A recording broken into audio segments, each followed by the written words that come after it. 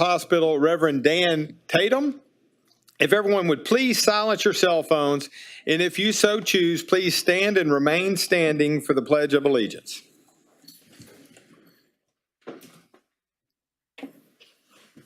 Good afternoon. I will be praying for my own Christian tradition, but I hope that your heart may join me within your own faith in the hopes for this meeting. So as our hearts are drawn to this meeting, please pause briefly as we offer our invocation. Let us pray. Great God of heaven, you have given us, each other, to live in communion with one another. This communion is a gift, and it is also a challenge for us to be better than our own isolated perspectives. For in this gift we encounter persons that through your spirit and ongoing creation enable us to grow into the beings that you would have us become.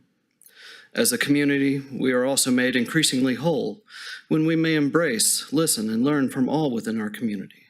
And in so doing, we can forge a greater communion across our city. Indeed, we are aware of the possibilities and also the challenges for our community.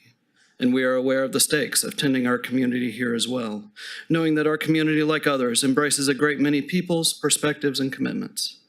As we gather to make decisions, weigh perspectives, and care for the city of Beaumont, we ask for your wisdom and your heart to care for all and rise above what may sometimes be tempting partisan perspectives. Help us as a community to be whole, to be peaceful, and to embrace the gift of our diverse peoples. So with these things on our hearts, we ask your blessing on this afternoon's deliberations. Enable us to speak with honesty, sincerity, and charity as we work together to forge better community and city here in Beaumont. In particular, guide these leaders and honor their efforts and sacrifice, that they may lead us well into a healthy, safe, and whole community life. In your heavenly name, amen. Amen.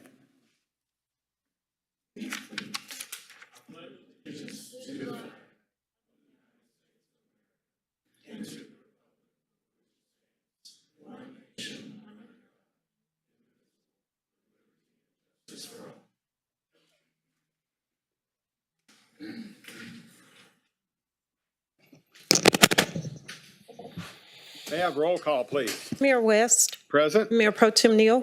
Present. Councilmember Durio. Present. Councilmember Getz. Present. Councilmember Turner. Here. Councilmember Felshaw. Present. And Councilmember Samuel. Thank you. All right, today we have 3 proclamations and 3 presentations. First, we have a proclamation recognizing October 15th, 2024 as National White Cane Safety Awareness Day, and accepting will be Mr. Kenneth Simeon Sr., President of the Beaumont Council of Blind, Inc.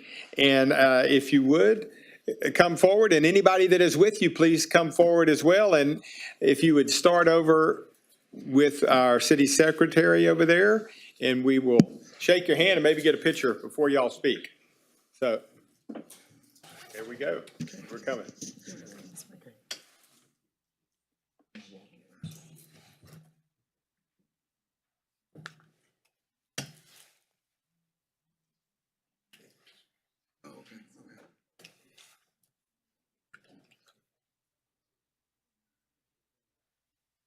Thank you, sir. I've got your proclamation. No, we'll take care of it for you. Good to have you today, brother. Yes, sir. Thank you very much, David. Good to see you. Thank you. Thank you. Taylor, how are you doing? Ready?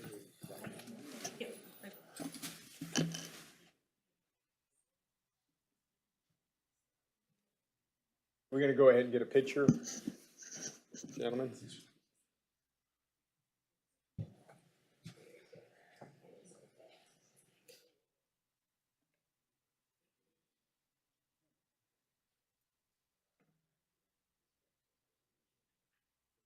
Okay. Everyone smile on 3 in 1, 2, 3. Perfect. Thank you.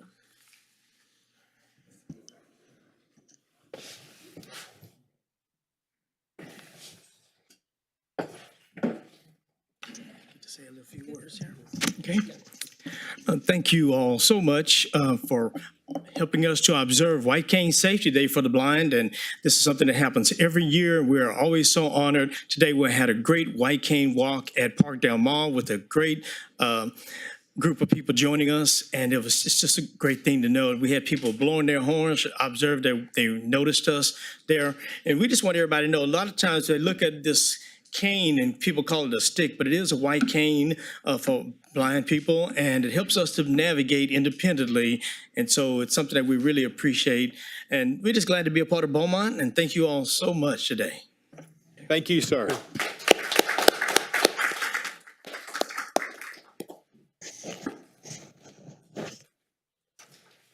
Next, we have a proclamation recognizing October 15th, 2024 as National Global Peer Support Celebration Day. Accepting will be Miss Tina Simpson, Spindletop Center Director of Peer Services. And you can have anybody with you come up as well.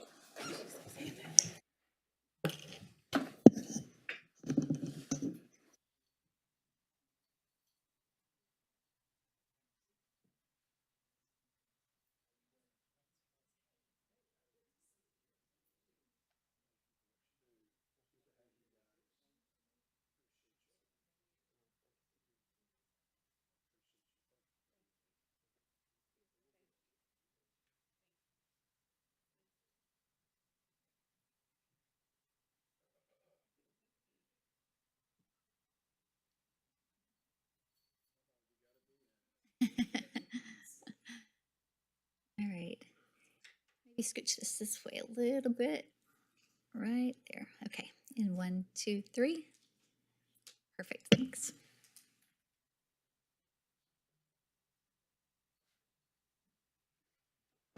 Good afternoon, everybody. My name is Tina Simpson, and I'm the Unit Director of Peer Services at Spindletop. And on behalf of Spindletop, we would just like to thank you for recognizing our Global Peer Day that we're going to be having next Thursday. Peer support is it's a thing where people with lived experience with either mental health or substance abuse diagnoses, we are the people with the lived experience. And what we're wanting to do is we're wanting to bring awareness to the community that healing is possible and that deliverance is possible. So we would like to invite everybody out to 2750 South 8th Street Thursday from 11 to 2 o'clock. And once again, thank you. Thank you.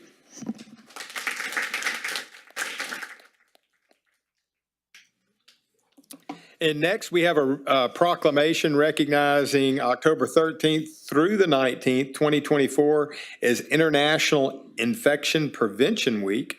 Accepting will be, I'll start with Holly English with Public Relations, and then Lisa Johnson, the Regional Quality Director, Mary Goodwin, the Quality Director, Crystal Good, the Chief Nursing Officer, Dr. Lauren Jacoby, Chief Medical Officer, Rachel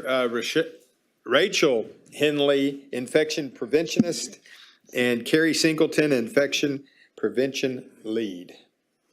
And maybe not everybody's here, but Yeah, saving lives. that's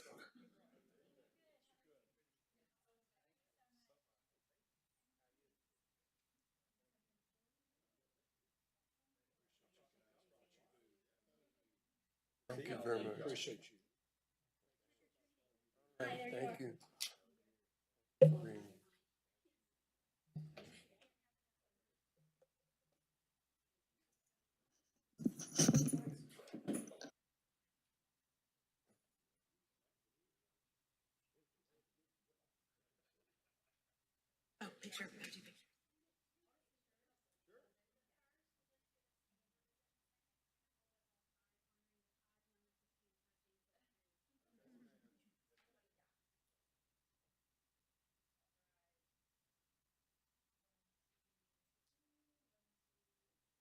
All right. Oh, go ahead. Do your fives.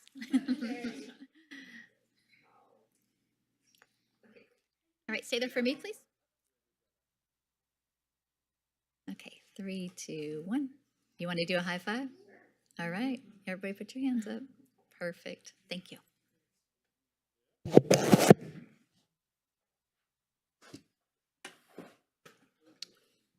Thank you, Mayor West and City Council for this honor. The 2024 Infection Prevention Week is from October through the 19th, as mentioned. It was established in 1986, and it aims to shine a light on infection prevention each and every year. Infection preventionists play a crucial role in keeping the public safe and healthy, protecting us from surges in healthcare-associated infections and keeping the community healthy and aware. HAIs are among the most common complications of hospital care. More than 1 million HAIs occur across the U.S. every year. According to the CDC, 1 out of 31 hospital patients in the U.S. has an HAI, meaning that approximately 650,000 patients contract one of these infections annually. These infections could lead to substantial morbidity and mortality, with tens of thousands of deaths per year. HAIs are estimated to cost billions of dollars annually. Such infections were long accepted by clinicians as inevitable hazards of hospitalization and patient care. However, it is now understood that relatively straightforward approaches can prevent many of these. Hospitals are prioritizing efforts to reduce the burdens of these infections.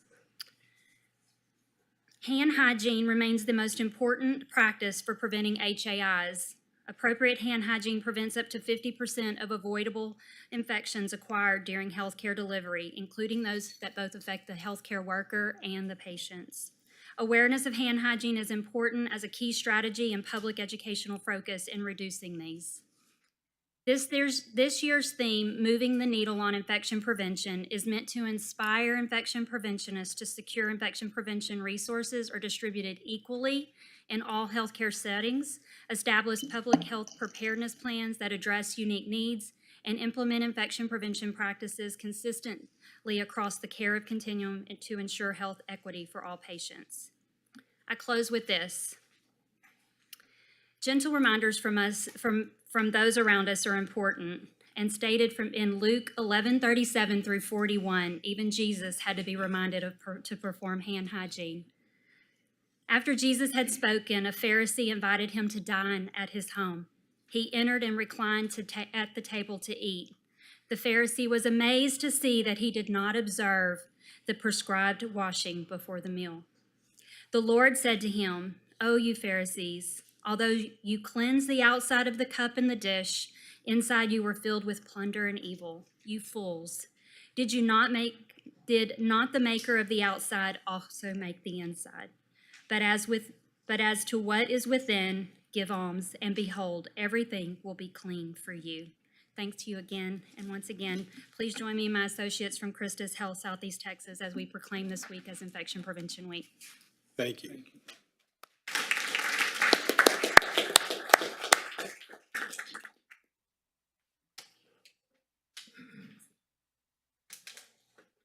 Next, we have a communications update from the City of Beaumont Communication Department.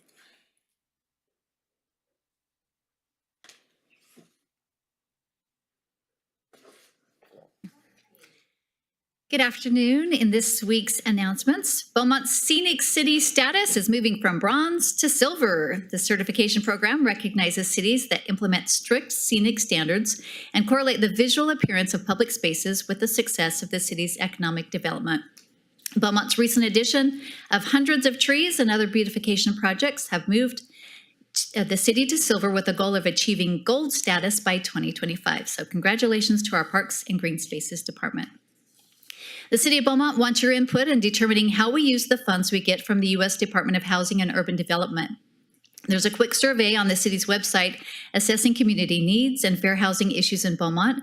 Your input will help us prioritize how we spend approximately $1.4 million in annual community development block grant funds and $575,000 in annual home funding. To take the survey, go to the City of Beaumont website and search Community Needs Assessment. Museum Madness starts this Thursday and runs through the weekend. You'll have over 20 chances to visit our local museums and participate in spooky activities. Most of the events are free to attend. Highlights include a cemetery tour, pumpkin scavenger hunt, spooky-themed crafts, dinosaur day, live music, and outdoor movies. Check out the BeaumontTexas.gov/Museum Madness for a full list of events. You still have several chances to see this month's spooky movie lineup at the Jefferson Theater, including a double feature of Halloween on October 31st. Hang on to your popcorn during this unforgettable experience filled with bone-chilling fun. Check out what's playing and get your tickets at BeaumontEventsTX.com/13 Nights of Halloween. If you're looking for something fun and safe to do for Halloween, we have you covered. The Beaumont Recreation Department is hosting its annual Haunted House on Halloween Day, October 31st from 6 to 9 p.m. at the Sterling Pruitt Activity Center. Come dressed up and prepared to be spooked. And finally, mark your calendars for Beaumont's annual State of the City event. It's coming up Thursday, November 21st from 11 a.m. to 1 p.m. at the Beaumont Civic Center. It's going to be a big citywide pep rally filled with music, food, fun, and we'll take a look back at the things we've accomplished together as a city over the past year and the big plans in store for the year to come. Check out Beaumont Chamber of Commerce website to snag your tickets.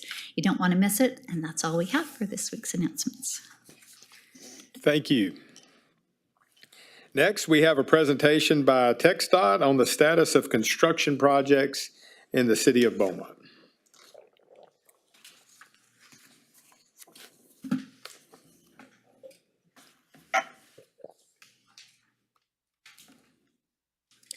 All right, let's see if I can get my screen to share with y'all. There you go. Awesome. All right, so I'm Richard Bradley. I am the Assistant Area Engineer from the Beaumont District's Beaumont office. Dave Collins, the Area Engineer, he does send his regards, but unfortunately he wasn't able to make this meeting. But I'll be covering all of the active and future projects that we have going on, just to give you a little update in the Beaumont area. Let's see if I can also get the mouse to, awesome. Yep, so starting here at the top of the county with the red projects, the red lines are all of our active construction projects. This one right here, I'm zooming in on, this is the project on 69 right out in front of Parkdale Mall. What we did here is we widened the highway from 4 lanes to 6 lanes. This project is nearing completion right now. They've finished pretty much all of the final asphalt surface, except for a little bit heading southbound on the shoulder, as well as a few of the ramps. Right now they're striping what they have. They project that they'll be finished with the striping by the time they finish with the asphalt, which is in about 2 to 3 weeks from now, which is pretty good. All in all, we should have this project wrapped up and at least in final closeout before the end of the year. Okay, so I'll zoom in a little bit more. Right here, we have the East Tex project. This project kicked off back in May. It went to letting back in May.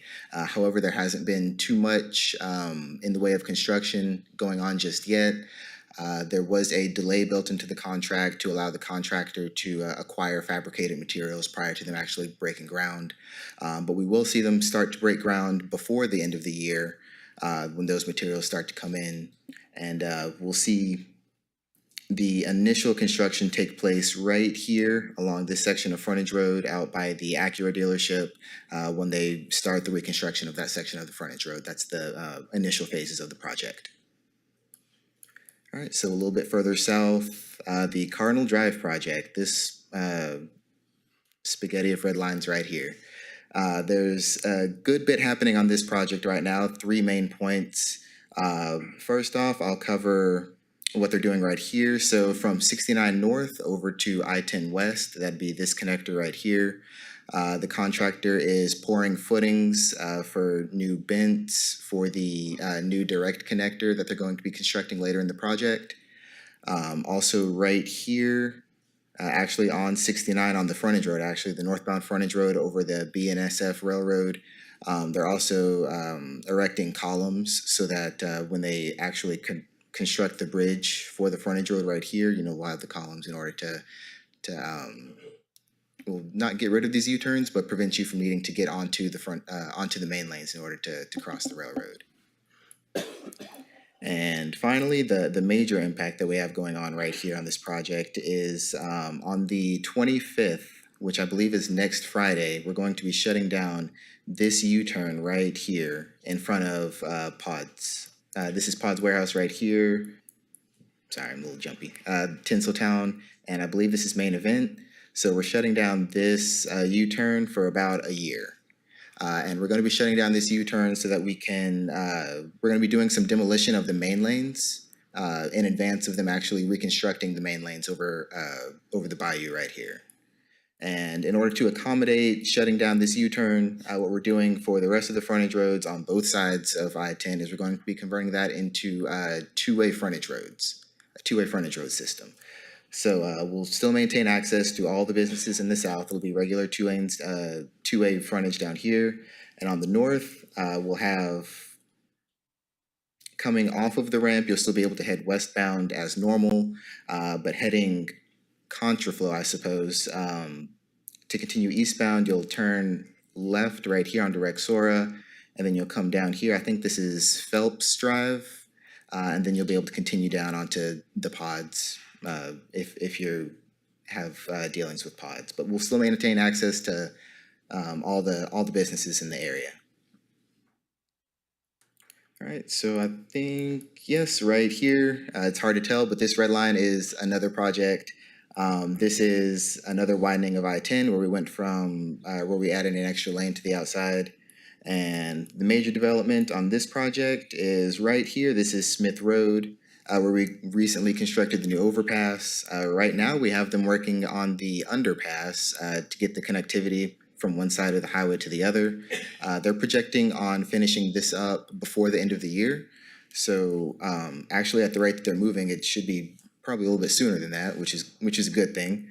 We'll get this opened up in no time, thankfully. And the goal is once they finish up with Smith Road, they'll move a little bit further west right here to Boyd Road, the Boyd Road overpass. We're going to be dropping this bridge shortly and essentially doing the same thing that we did at Smith Road. We're going to be putting I-10 over Boyd in the area. All in all, this project has about 18 to 24 months left still in the contract, if I remember correctly. So still a little bit ways out, but we're getting it wrapped up pretty quickly. All right, and then I'll move over here. This red line is FM 365. This project went from Fort 1006 all the way to I-10. What we did here was we added 4 foot of paved shoulders. We put on a new riding surface as well. This project is, I want to say 99, 98% complete already. They finished up, I believe the last driveway was the middle of last week. And right now they're just working on refurbishing some of the signs we have out there, upgrading some of the road signs we have out there. But I believe once they finish that up, we'll start the closeout process on this project as well. So in the next update, this will be another line that's off the chart. This little red line right here, this is the SH-124 bridge over Taylor's Bayou. They set the temporary bridge for this project in the middle of last month, and they've actually begun the demo of the main lane bridge over 124. So there's still a good ways to go because they still have to reconstruct the new bridge as well as finish the demo of this bridge. I believe there's about a year left before we see the new bridge finalized here. And just keeping it local, I'll scoot over here back into town with our 2 favorite projects, the frontage roads out here by Lamar. On the northbound side, we have this project is actually, the contractor's been moving pretty good on this project. I would estimate, I haven't checked their schedule in a little while, I apologize, but I would estimate they have about 4 to 6 months until they finish up with the northbound side. Something to note here, though, is on this entrance ramp right here between Avenue A and Highland. This ramp is going to be down for about 30 days while they reconstruct the pavement in the ramp right here. And on the southbound side, this project still has a good little bit of ways to go. I believe they're going to be finishing up next summer, but it's still fairly business as usual, tearing out the old concrete and then inputting that new 13-inch CRCP. I believe they're working out near Spur 380 right just now. As far as for the Beaumont area, that's all of our active construction projects that we have going on right just now. As far as what's upcoming this fiscal year, we are in fiscal year 25, so that is covered under the blue lines that I have. There's 3 blue projects that we have going on for Jefferson County. I'll start again at the top of the county right here on 69 between Tram Road to the Lumberton Y. We're going to be doing exactly what we did down here in front of Parkdale, where we're widening it from a 4-lane facility to a 6-lane facility, as well as replacing all of the overpass bridges, as well as the bridge over Pine Island Bayou. This project goes to let next May, so we should see them breaking ground around this time next year, if not a little bit earlier.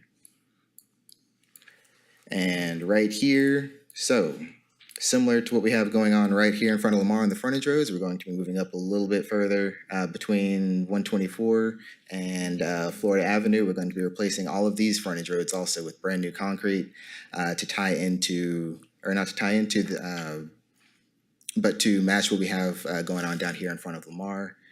This project, it's still a little ways out. I don't want to say it. It goes to let next August. So we should see them breaking ground on this perhaps around next winter. Okay, and then the final project we have coming up in this fiscal year, just down here, the frontage roads off the side of I-10 out near Hampshire Road. If you've ever driven down this way, the frontage road is actually in fairly bad shape. We're going to be doing some pretty good rehab work to help out the community in this area. And then just a quick stint on what we have coming up a bit later on, fiscal year 26 and 27, right here on US 90, all the way from the county line to Major. What we're doing here is we're proposing adding new signals at Keith Road and Todd Road. We're going to be closing some of the crossovers, since the crossovers are typically hotspots for accident sites. We're also going to be resurfacing the road, adding paved shoulders, and I believe we're also adding some positive barrier. So it's going to be a major project, and I believe that this is slated for fiscal year 26. All right, so down here, this is a 124 project. Runs through Cheek all the way down to Finette. This is going to be a resurfacing project, be extending the life of the road and just providing better riding comfort. And right here, I'll zoom in one more time. It's a little hard to see because it's covered up by multiple colors, but if you look closely about right here where the tip of my pointer is, continuing down all the way to 347 down here on 69 main lanes, we're once again going to be widening the highway from 4 lanes to 6 lanes in both directions, and I believe we're also going to be replacing all of these bridges, or all of the overpasses. This project is slated for fiscal year 27, if I remember correctly, but I think we're trying to get that pushed up pretty quickly. I believe we're already working on the plan set for that. And I see I still have left one off of my map. So on College Street through town between Pinchback all the way to I-10, we're actually going to be doing a pedestrian infrastructure improvement project. We're going to be putting sidewalks and crosswalks, cross stations all along College Street in the area to help prevent any kind of, or to help aid in pedestrian movements. All right, but that's, in a nutshell, that's all the major projects that we have going on in the Beaumont area. Yes. The project on College you just mentioned, putting on sidewalks, is that on both sides of College or one side of College? That is on one side of College. It is on the east side of College. The side with the net, it'll run directly in front of the athletic complex. Okay, thank you. First and foremost, Mr. Manager, I want to thank you for, these presentations consistently. This is something good the community can see on the progress of Text.in. Thank you for coming out doing this. But I do have a few questions, all right? Yes. So my first question was, last time we received a presentation, this council was a little concerned about the drainage over there in front of the car dealerships. Do we have an update on, will it be addressed, or is anything we can do? Because when it's heavy rain, that whole area pretty much floods and you have no access, not even a storm. So last time we asked, and I was hoping that we can get some feedback with, a response on this time. Yes, I do not have anything definitive to say on that right now, right just now, other than it is still under consideration. I believe that Dave has initiated the drainage study for the area, but he would have more information on that on that location. The next presentation, if possible, we really appreciate it if we can know, because citizens been asking. I want to be able to give them a proper update. Yes. The next thing is, due to the delays in front of the Acura dealership area that you told us about, would it extend the completion date of the overall project, or would everything still to be able to kind of be on time? Yes, so the delay is actually built into the contract initially, just to allow the contractor the time in order to get materials. So they are still on track for completion in 2029. Okay, perfect. And one more, does anyone observe the feeder roads? I've got quite a few calls about the Washington roundabout exit in front of the Elegante area about blowouts, and also the exit is if you're going towards I-10 and Major towards Papados and the movie Tinseltowns. I've got a few concerns about blowouts and phone calls about is the city refunding them. I try to educate them that it's not, a city road. Yes, so the location adjacent to the Elegante, I did direct my maintenance supervisor actually to head out there himself and actually see if there's a fix that we can do at that location. I can picture what's going on the frontage road right now in my mind. The location out there on, you said Major Drive? Yeah, off of I-10, is it Major? Am I correct? Walden, the Walden exit. I get quite a few calls like you're going towards that main event, Holiday Inn, Papados area. Some pretty rough spots coming off of that exit. Okay. I don't believe my office has received any phone calls to that just yet, but I'll definitely take a look at that when I get back to the office today. Okay, and the last one is RFP in 105. I know we were working on a traffic study a while ago with citizens coming out of that neighborhood with it being a stoplight. I just wanted you to just look into it and just let us know something. Yes, I'll discuss with my traffic engineer and I'll see if we can come up with a solution. All right, thank you. Councilman Durio? Yes, could you address for the citizens, I didn't hear you mention the new exit ramp on the Washington Boulevard instead of having to go all the way around? Yes, the new frontage roads, yes. Yeah, that's gonna go over, the frontage road will go over that canal and you'll be able to exit on Washington Boulevard instead of having to go around and make a U-turn to get to Washington. Correct. Okay. So for the entire interchange, what we're proposing is at any point where you need to get onto the main lanes in order to get across a natural obstacle, we will have bridges in order to span that structure. So be it the canal here or be it the railroad right here, the frontage roads will be continuous in this area. Yeah, awesome. Thank you so much. Appreciate it. Thank you. Very thorough.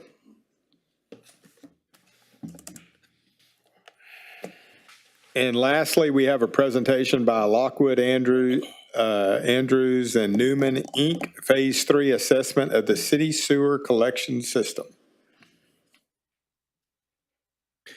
Mayor, council, Mr. City Manager, staff, and citizens, thank you so much. I wanted to start off by introducing myself and Charles. I'm Russ Ford with Lockwood, Andrews, Newman, Senior Associate. Charles Shoemate has been our chief modeler on this project, and as far as technical questions, and through phase 1 and phase 2, I could answer a number of them. I brought the really smart guy with me today to answer questions about the model. Mayor, what I'd like to say, the real benefit to the city of this program, we started it out as being a 3-year program. It's now turned into a 7-year program, but we're completed. What you've got is a calibrated working model of your wastewater system, which is extremely valuable to staff from the standpoint that any CIP projects that are coming up, any areas that they have problems in, they've got a much better understanding of what's going on with the system. And you do have an aging wastewater system here. I mean, it's not like we've got a brand new system that we put in last week. I would like to compliment your staff on their work on this project. It's not unusual that we'll have client cities that just want us to come in and tell them what's going on in the system with not a lot of feedback. Your staff, on the other hand, has pushed back on us several times and said, that's not what we're seeing. In other words, go back and look at that one more time. And we've done it and actually realized that they were right in a lot of those situations. So you've got a great staff here. I compliment all of you on that. I'm going to look at how to, you're going to advance it for me? I'm ready. Okay, so if you'll remember, back in October of 17, we started this project with phase one. We basically went through records, we inventoried all the manholes and started a renewal program, if you will, for the manholes. We felt like that was the quickest, easiest fix to get this thing started. Next. Phase two, we built a model for the west side of the city, which included more flow monitoring. We had to actually build and begin to calibrate the model for the west side of the city. And then we had to figure out what design storm that we were going to use for this model.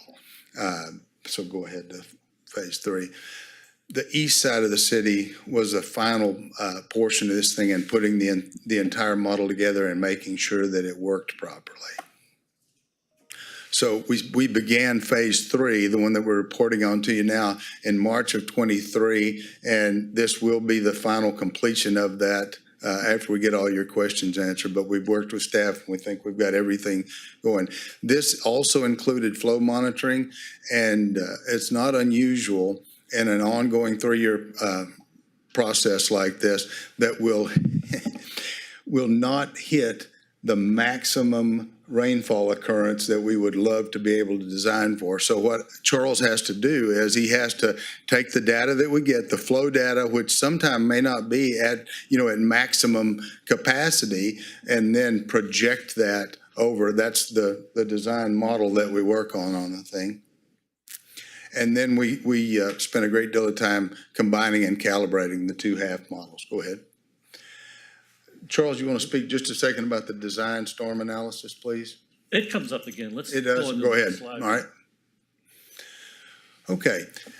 We did flow monitoring for 45 days. We used a third-party firm, ADS, did our flow monitoring. I will tell you that they had on occasion problems finding manholes, and they'd have to select an alternate manhole location to make sure that we got what we needed. But they put rain gauges up to determine what the rainfall occurrence was during the project. We also took water billing data, treatment plant flows, lift station control data, and also data from interconnects and diversions. What we're trying to target here, we want to keep you out of trouble with TCEQ. Overflows are bad. They're really bad. Go ahead. So the best storm event, Charles? Well, just pick by date based on volume and similar coverage across the city picked up by all these rain gauges. Yep.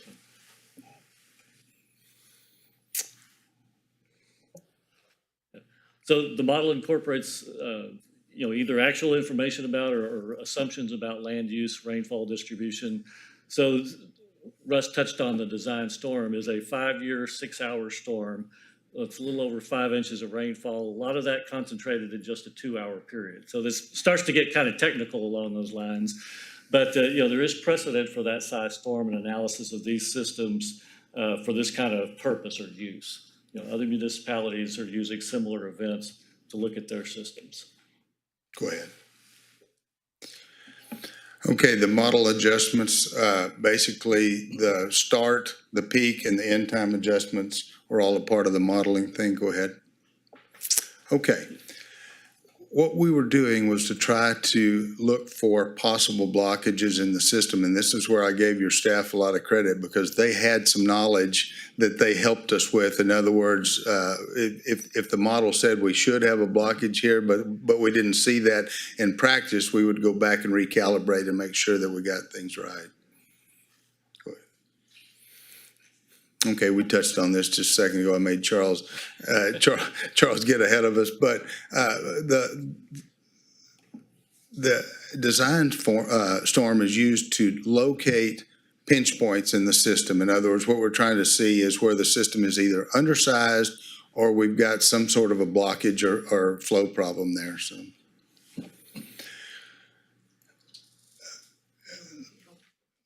I beg your pardon? Yeah, you can go to this one right here. This is, no, go one more. I'm sorry.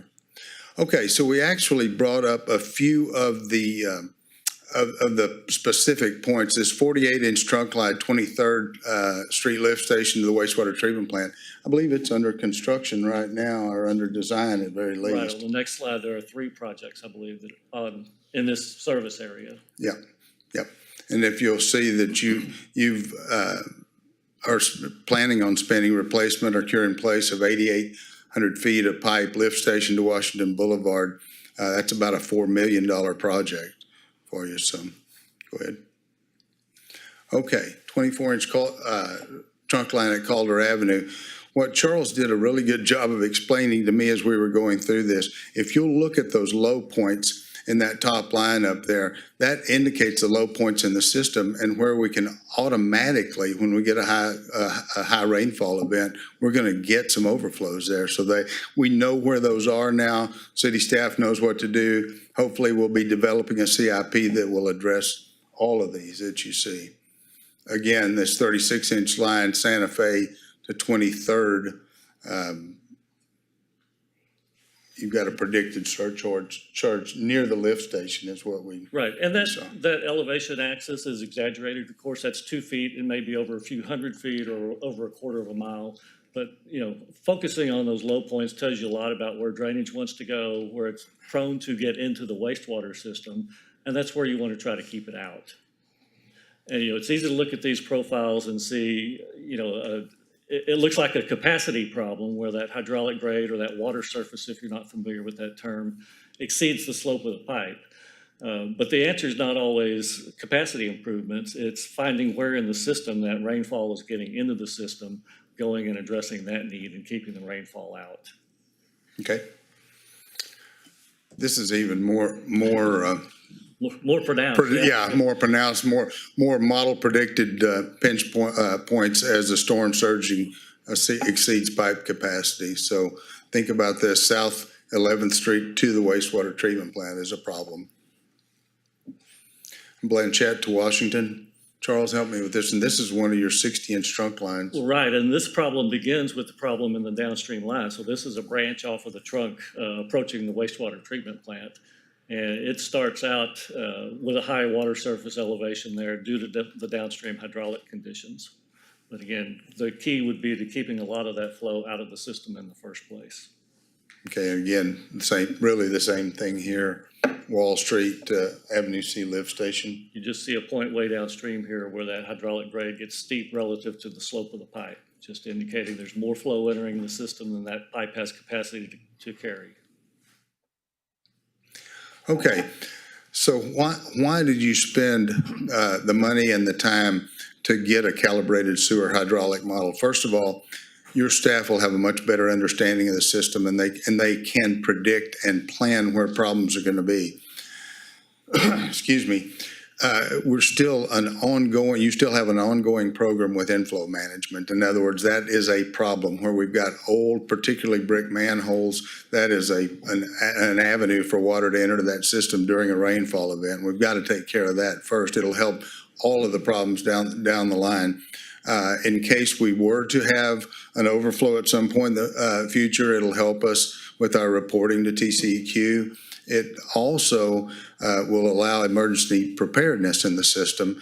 And what we think is that using this model along with developing your CIP, that you can size the system to make it cost effective. So that's really what you're trying to do here, is to use the information that you've collected to make good predictions down in the future. Okay, so our recommendations, particularly for the sanitary sewer overflow, we've got to continue to clean, inspect, and repair. We've recommended to staff that they continue to do flow monitoring, that we try to get targeted storm event data, and also we think that it'll continue to help us. This model is not a finite thing that we just hand to you and say, this is it. It'll continue to develop with future information. Now, I will tell you this, your staff needs to be trained in using the model, and you may even want to consider on an annual basis having us or some other firm come back in and recalibrate it and put the information that they've got back into the model. So go ahead. We do recommend a sewer asset management program, which I think you've already actually got ongoing, and a master plan for your CIP. We think this model will help you improve stakeholder communications. We need to know whenever you've got development, economic development, that we can plan far in advance for that. So with that said, I wanted to also thank our local partner firm, Cheek & Associates. They have been so valuable to us in this entire process. I really think that they are a great asset to your city also. With that said, we're wide open for questions. I may have to make Charles answer all of them, but we're ready. Any questions, staff? Well, y'all did a very thorough job, so. All right, thank you very much. Thank you. Thank you. And for those that are here for proclamations and presentations and you would like to leave, now's the time to do so. And I certainly thank you for coming.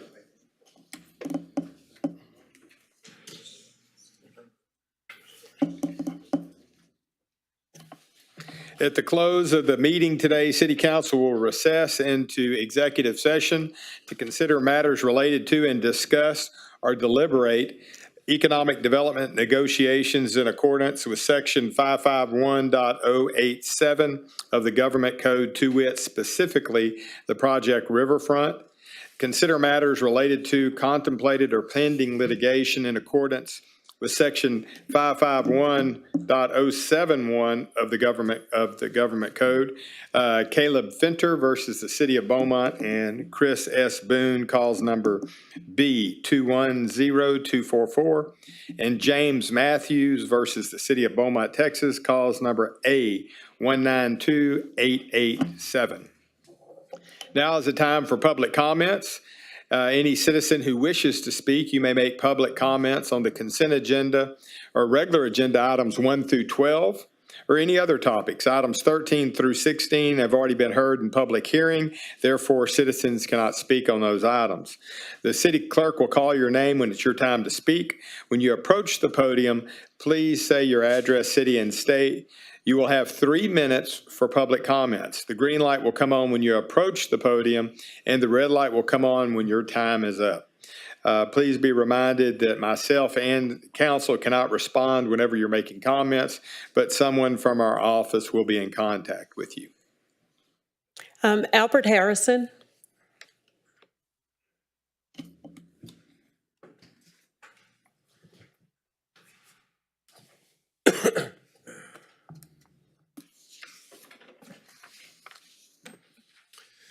Albert Harrison, 1240 Ashley, Beaumont, Texas. Mayor, City Council, other staff members, other concerned citizens. My issue is, right now, I'm taking up with agenda item number 4. Agenda item number 4 has to deal with the city approving for final payment to the vortex companies. In conversation with some of the workers, my understanding is that they're indicating that this particular project, what they have done now, is a temporary. Now, my memory tells me that in past meetings, this has almost been referred to as a permanent fix. My understanding also was that after they went in and put in a proposal, they had to go back in and upgrade that. So I'm concerned as to what's really going on with that. My other comments are basically, I want to thank the city for properly correcting certain leaks that's happening in the 1100 block of Evalon. It's EVALON. And my memory tells me at this particular time, in the 1100 block of Avalon, there are at least 6 booths that have been placed there to repair water pipe breakage. Something's wrong with that picture. If there's 6 booths in that one block, That whole line needs to be changed. I have not even gone to 12 on the block, but there's at least 6 other boots that they place in that area down there. And right now, they say they fixed the leak down there, but I still see water. So that needs to be corrected. My other issue is that for some reason or another, I'm on time in paying all of my other bills except one, the water bill. I requested and asked that to change when the due date on my bill, they say it can't be changed because of policy. So I'm simply asking, I only receive money once a month. Sometimes it comes in early, I can pay it early. But any time between the 24th and 27th of the month, I can't pay it. Thank you. Thank you, sir. William Johnson.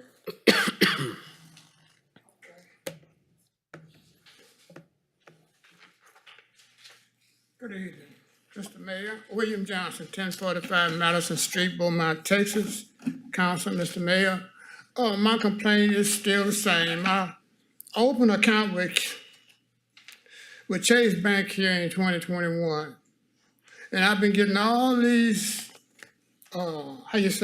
credit that I don't make. I don't go to the store and buy gas with my credit card.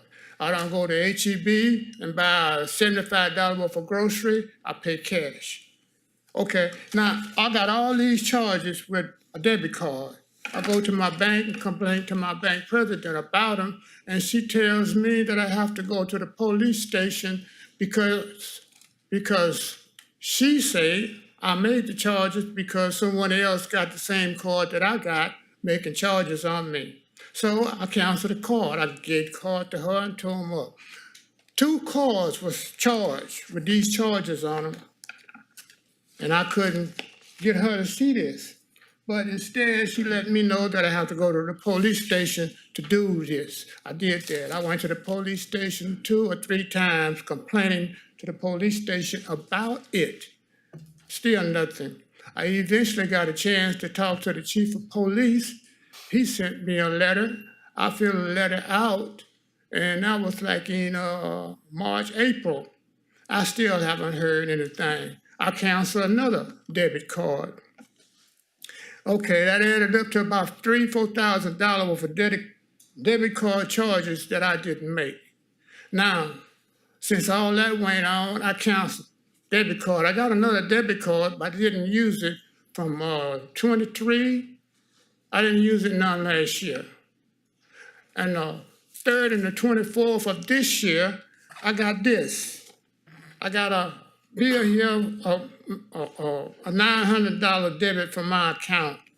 I mean, this was did inside the bank, where I usually do my banking inside the bank. Someone went there in the bank and did $900 across the board money. On the 1st and the 24th, a $700 debit. You got to go to the bank to do this, face the people who's in charge. I didn't do none of these. I asked my president of the bank about it.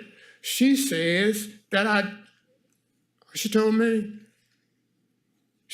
something to go to the police station because she's showing her record. I asked her to show me on film. She can't do that either. So I can't do nothing but come here and let you all know there's something going on bad with the banking system around here. Oh, maybe it's just me. Maybe none of you all get this, but I'm being debited for X amount of hundreds of dollars from my bank, okay. Thank you, Mr. Harrison. Johnson. I'm sorry. Yes, Mr. It was Johnson. a quick 3 minutes. All right. Mario, and I'm not sure what the last name is. What's the last name, Mr. Mario? You can pronounce it at the podium. Good evening. Thank you so much. This is the second time I am here. Sorry by my English. I am Mexican, but I love this country.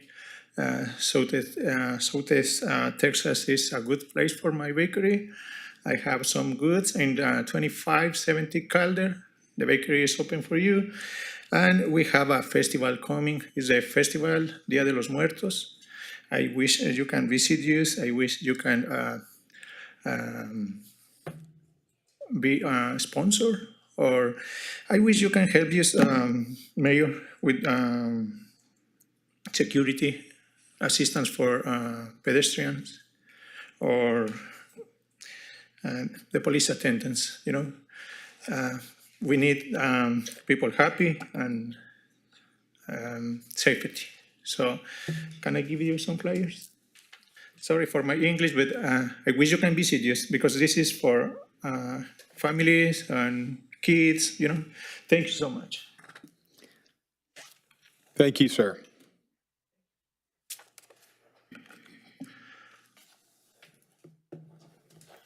That's all I have, Mayor. Is there anybody else before the mayor closes the floor for public comments that didn't get to sign up to speak?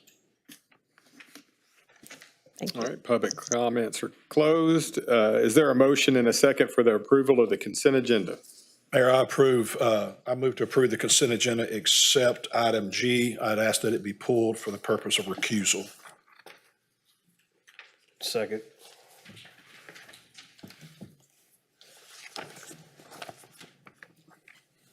It's been moved and seconded for approval, and Councilman Philshaw we're pulling G because he needs to recuse himself. Any discussion?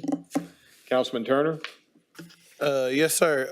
On item E, I had a citizen who owns a business off of the freeway who's seen that this particular business could enter an agreement with TxDOT to do the landscaping.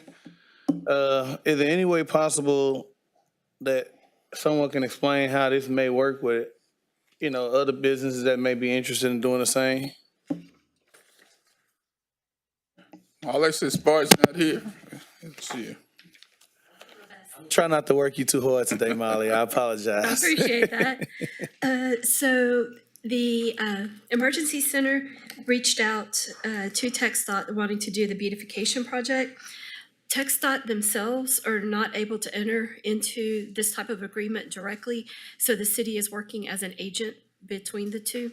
And that was per Resolution 24-209. It outlines all the terms and conditions, and I'm up, done. Not that easy. And I'm That's a done. good try, Molly. That's good. Hey, next time. So the city, has no liability. The emergency hospital is responsible for all the work, and so we can definitely reach out to Mr. Collins if it is a business that has frontage on I-10 or a TxDOT freeway, and they want to enter into this. That's something we can facilitate that conversation and work through this process again. So it sounds like TxDOT is definitely open to it, but they have to understand that if TxDOT wants to come back and make changes, they may tear out those improvements and, because it is there right away, but that is something we can certainly assist. Yeah, totally understand. I had some interest from Lamar University. That's why I wanted to kind of ask and see how did it work and properly explain it. Maybe I can set up a meeting with you guys in Lamar. We met with Lamar University a few weeks ago and discussed some landscaping. And so right now, TxDOT has mentioned that they will do a lot of the clearing that Lamar University has requested. And they've also looked for some adjacent property information where it's wooded and kind of cluttered. And that area is currently under construction for the feeder roads. For new landscaping within the strips of the TxDOT right-of-way. They still have the ongoing feeder road projects, but they're also going to be widening the main lanes. And the date escapes me when they plan to get that started. So putting in new landscaping at the moment within that area may be a little bit iffy, but Lamar is definitely on our radar, and we're trying to facilitate everything we can to assist them with that, not only on Cardinal, but also on MLK. Thank you, Molly.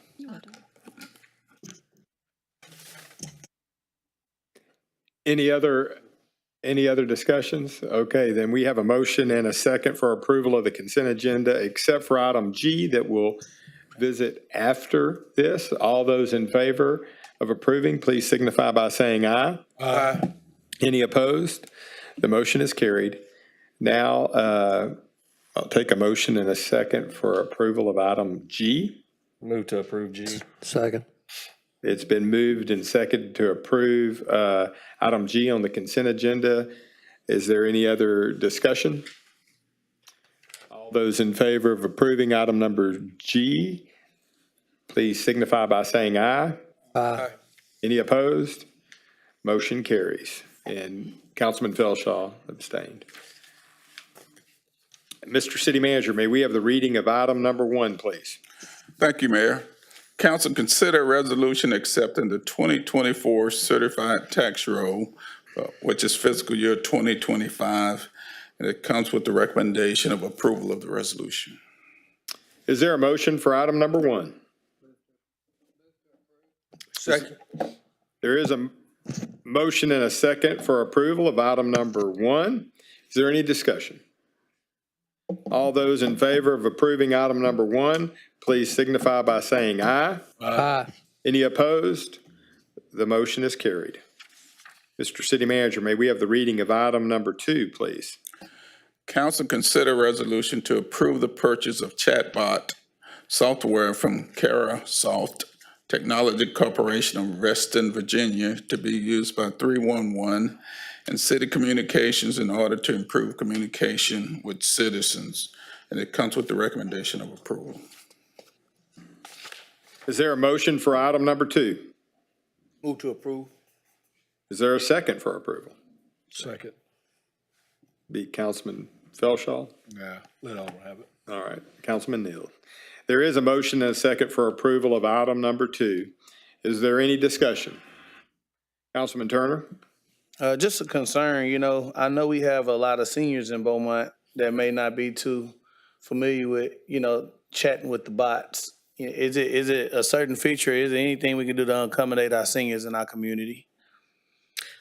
Well, none of our current accommodations will change, so they will still be able to call and talk to 311 directly, so that won't change. This is just going to be an additional after hours or for those of us that would prefer to hop on and chat with the bot instead of talking to someone on the phone. It just provides some additional services. Okay, so that's great. It's just basically additional, enhancement, not right. taken away. It is correct. It is an enhancement and not taking anything away. Okay, that's totally fine, and I'm okay with that. Councilman Getz? I'm one of those seniors. So tell us why some people might be satisfied with chatting with a bot as opposed to a human being. I mean, you could have someone that is needs to hop on and ask a quick question. They don't have the time that they feel like they would have to get on our website, search for it, make sure that they're looking for the right thing. What the chatbot does is it incorporates all of our information from the data that we give it, and then it can compile just a summary of what you're looking for. So I could go onto the chatbot and I could say, what is happening in Beaumont this weekend? And it will look at CVB's website. It will look at the recreation website. It will look at all of our information that we have, and it will provide a list of everything that's happening in Beaumont this weekend from the city of Beaumont. So this is nice, but can't you really already find all that information on the website? Like there's a place where you can do a search. You can put in the things, the question that you just asked, what is happening in Beaumont events this weekend? And that kind of information will come up. Correct. However, you would have to go to each of those individual websites to see details about it. Whereas I could then say, tell me about Oktoberfest, and then it will provide me the information for Oktoberfest without me ever having to go to the website. And you think this is worth the $75,000 so cost for over the 3 years? I mean, we're looking at some tight budget numbers, and, I'm just trying to determine whether or not this is something we really kind of need to do, if it's, cost efficient, if it's something that is, something that is justifiable at this point. I mean, that was just a quick, off the top of my head example. I mean, it's going to be able to do a lot more things. It will be able to,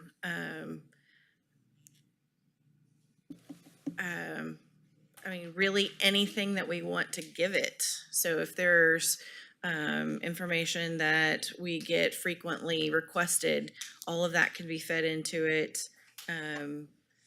We can, for any services that we use, we'll be able to do it. We'll also be able to use it on the city side for employees. So we would then feed in a separate database worth of information for employees only that citizens can't see, that if they are wanting to find out something about a particular policy, we'll be able to provide them that information. As for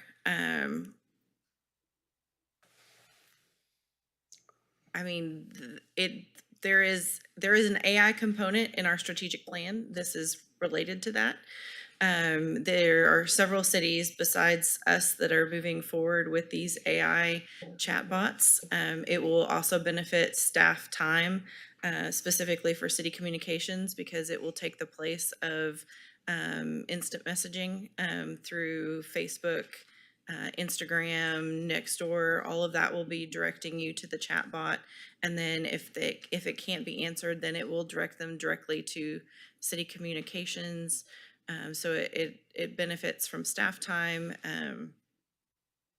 It will directly interface with our work order system. So if anybody asks something that then ends up needing to be a work order, it will automatically incorporate into the work order system without having to go through 311.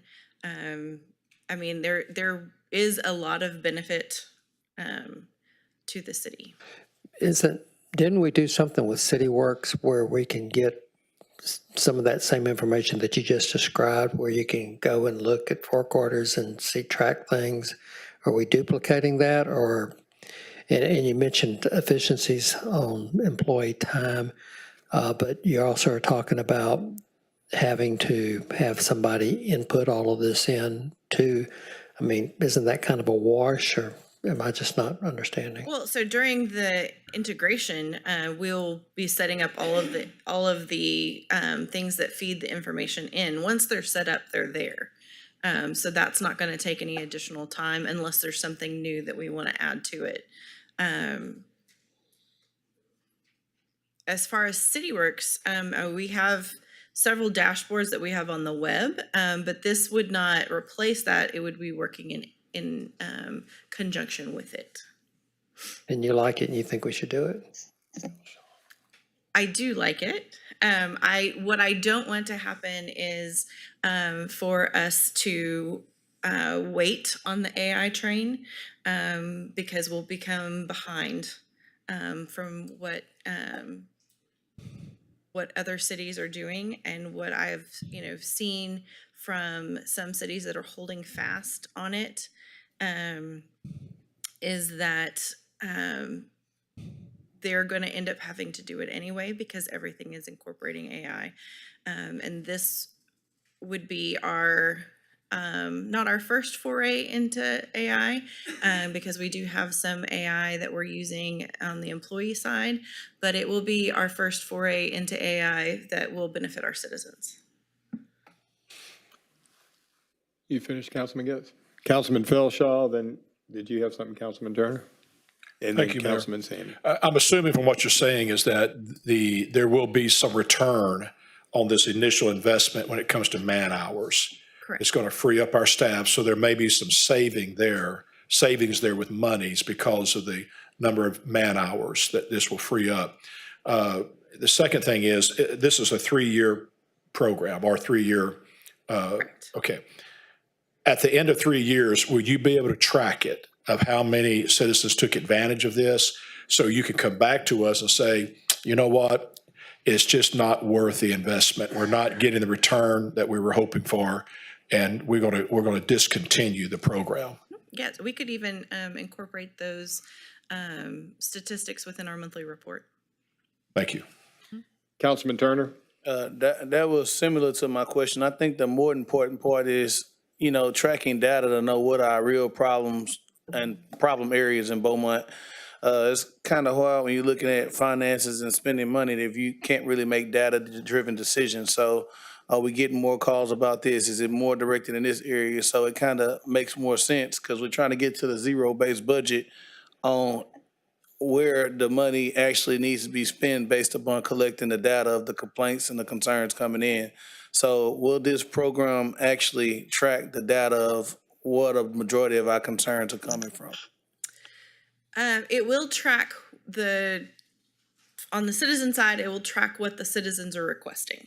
And so we'll know what are the citizens asking about? Are they more concerned with the water calls? Are they more concerned with park amenities? Are they wanting, more information provided for a specific event that we put on? It will give us all of those things. We will be able to provide statistics on that. And then, yes, on the back end for employees, the usage for the employees, we'll be able to use AI to give a better breakdown of how the employees are using it and what benefit it provides as well.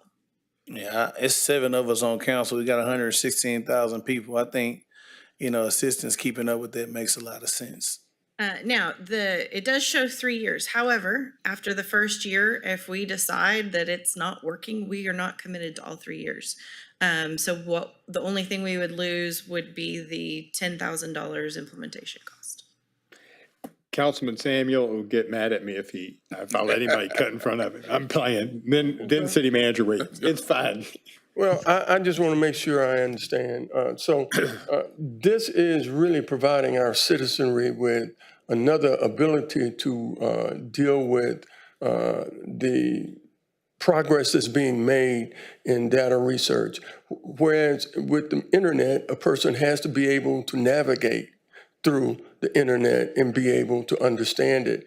And with the growing population of older individuals, a growing population of individuals who have cognitive problems, the AI would allow them to interact and not have to know how to navigate to get to a particular area in which they're concerned about.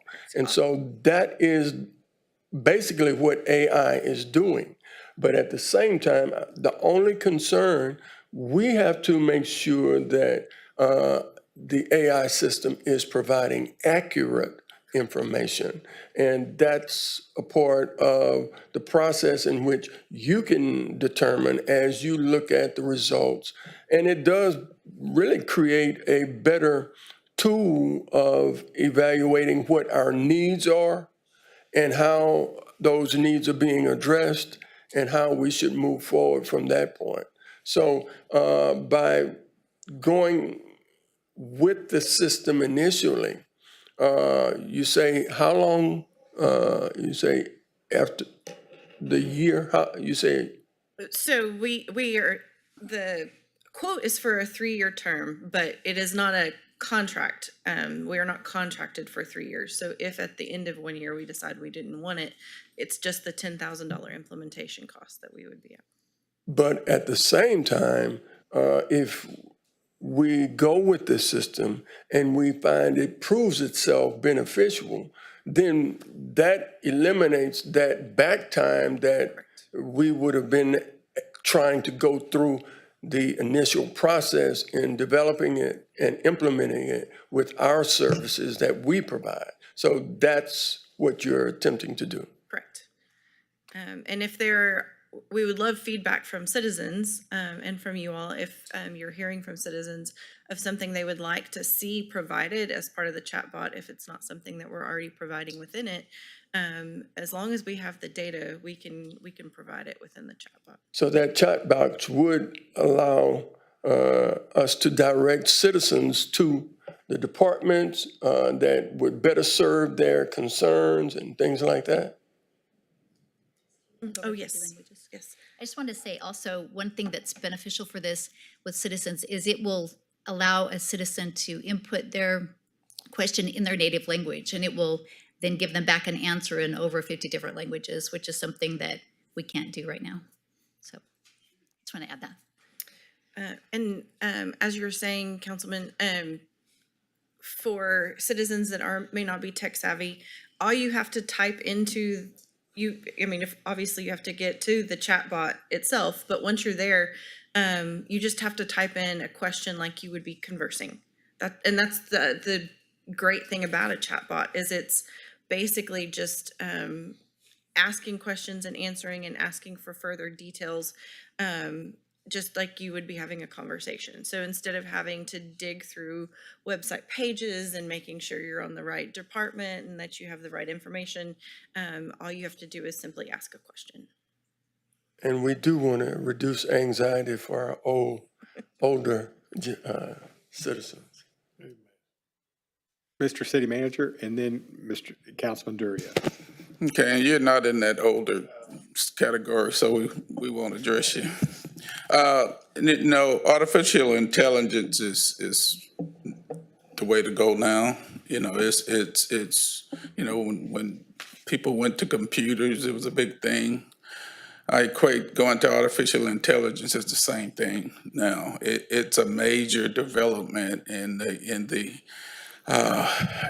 way that everyone does business, the way we operate, the way we live now. You can ask a question, as you know, and say, hey, write me a deal on how much water the city uses over the last 10 years. And in 5 seconds, you've got 5 paragraphs, and it'll tell you what the city's done over the last 5 years and those questions. So it's really a tool to make us more responsive to our citizens and much quicker.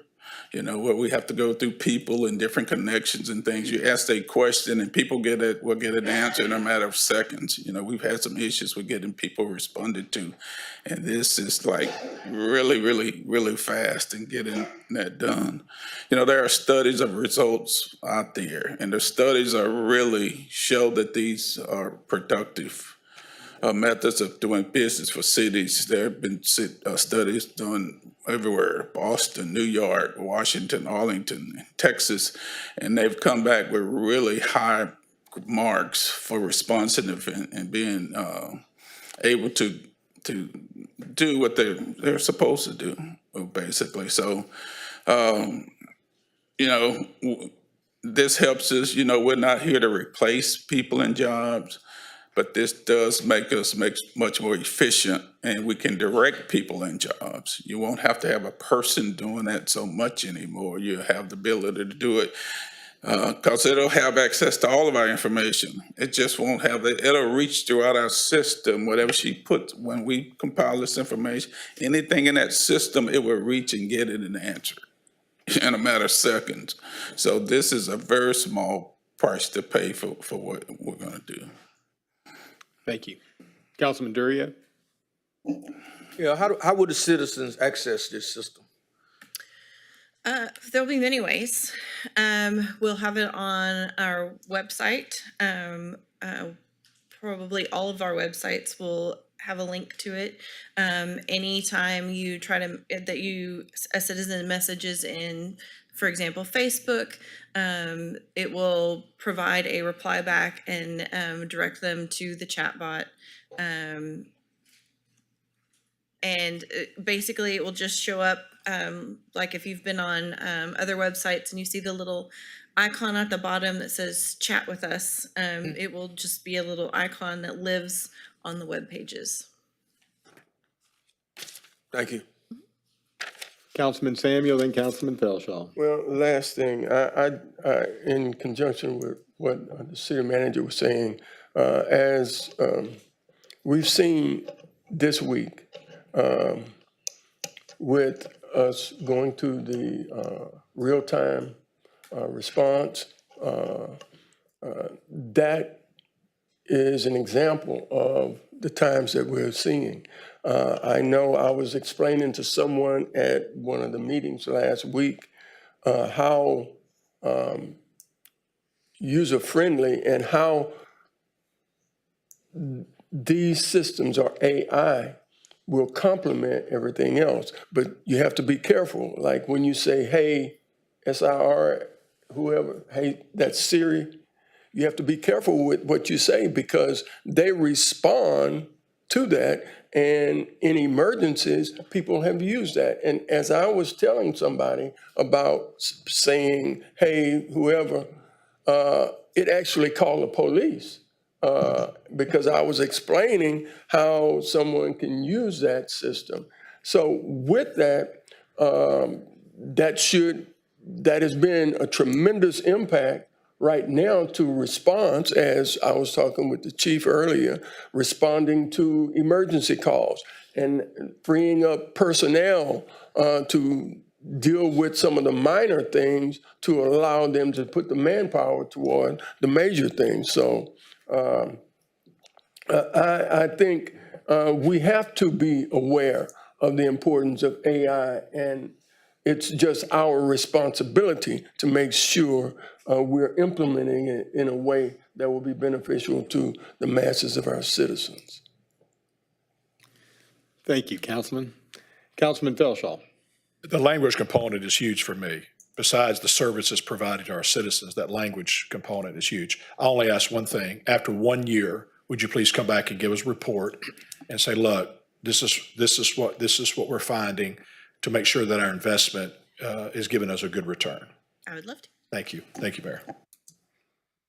All right, and they were referring to meetings last week, Texas Municipal League, and there was a session on artificial intelligence. And for clarity, the information that will be in there will just be specific to the city of Beaumont. And if somebody has never used a chatbot, everywhere you go, they have them. And just ask the question that you were going to ask the person you're waiting to talk to, and you'll get better information usually from the chatbot than you would a real person. So I'm excited about it. So if we don't have anything else, we'll go ahead and move forward with the vote. We have a first and a second. If there's no other discussion, all those in favor of approving item number 2, please signify by saying aye. Aye. Any opposed? The motion is carried. Mr. City Manager, may we have the reading of item number 3? Council consider a resolution authorizing the city manager to execute change order number 5 to the contract with Allco LLC for the street rehabilitation citywide Phase 5 rebid project. And it comes with the recommendation of approval. Is there a motion for item number 3? Move to approve. Is there a second? Second. There is a motion and a second for approval for item number 3. Is there any discussion? Councilman Turner. Yeah, Kennedy, Mr. Manager, I've been asking for quite some time about change orders. Kind of been a concern of mine, especially when we get up to anything over the number 3. And recently we were at 10 mil and I asked council members from other cities, how do they address change orders? And some cities are very strict on change orders. I know I talked to a council member from San Antonio as well as Fort Worth, where they actually have stipulations in place on, how many change orders you can actually put in.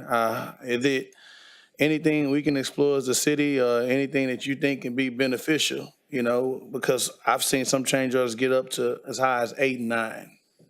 Yeah, well, you're always concerned with change orders, and we're concerned with change orders for sure. And we've had that discussion internally with myself and staff. And I think a couple of directors meetings ago, we had that discussion and talked with the city attorney. I had some cities, and one of them you just mentioned that we were going to look at and see what we could do and make sure our process is the right way to do it. So we're currently looking and having that discussion internally on what we can do with change orders and what we can do to reduce them. Well, I think it's beneficial. I'm glad you guys are looking into it. I just, I want us to be one of those model cities, just like some of these others, where cities actually look to us to do things. And I'm glad we're kind of looking in that direction and making sure we looking at all the dollars. A lot of people concerned about, budgetary things, and, our general fund is, larger than what it's been in the past since I've been here. I do know that, but any kind of way we can protect the revenue, I would love to do so. Okay, we're looking into it. Well, one thing I'd like to add too, as we reduce the number of change orders, we may increase the cost of the initial bids because it allows them the flexibility to not have to bid in unforeseen costs that, so I think that is an efficiency that exists as well. But I certainly share your concern, Councilman Turner. If there's no other discussion, all those in favor of approving item number 3, please signify by saying aye. Aye. Any opposed? Motion is carried. Item number 4.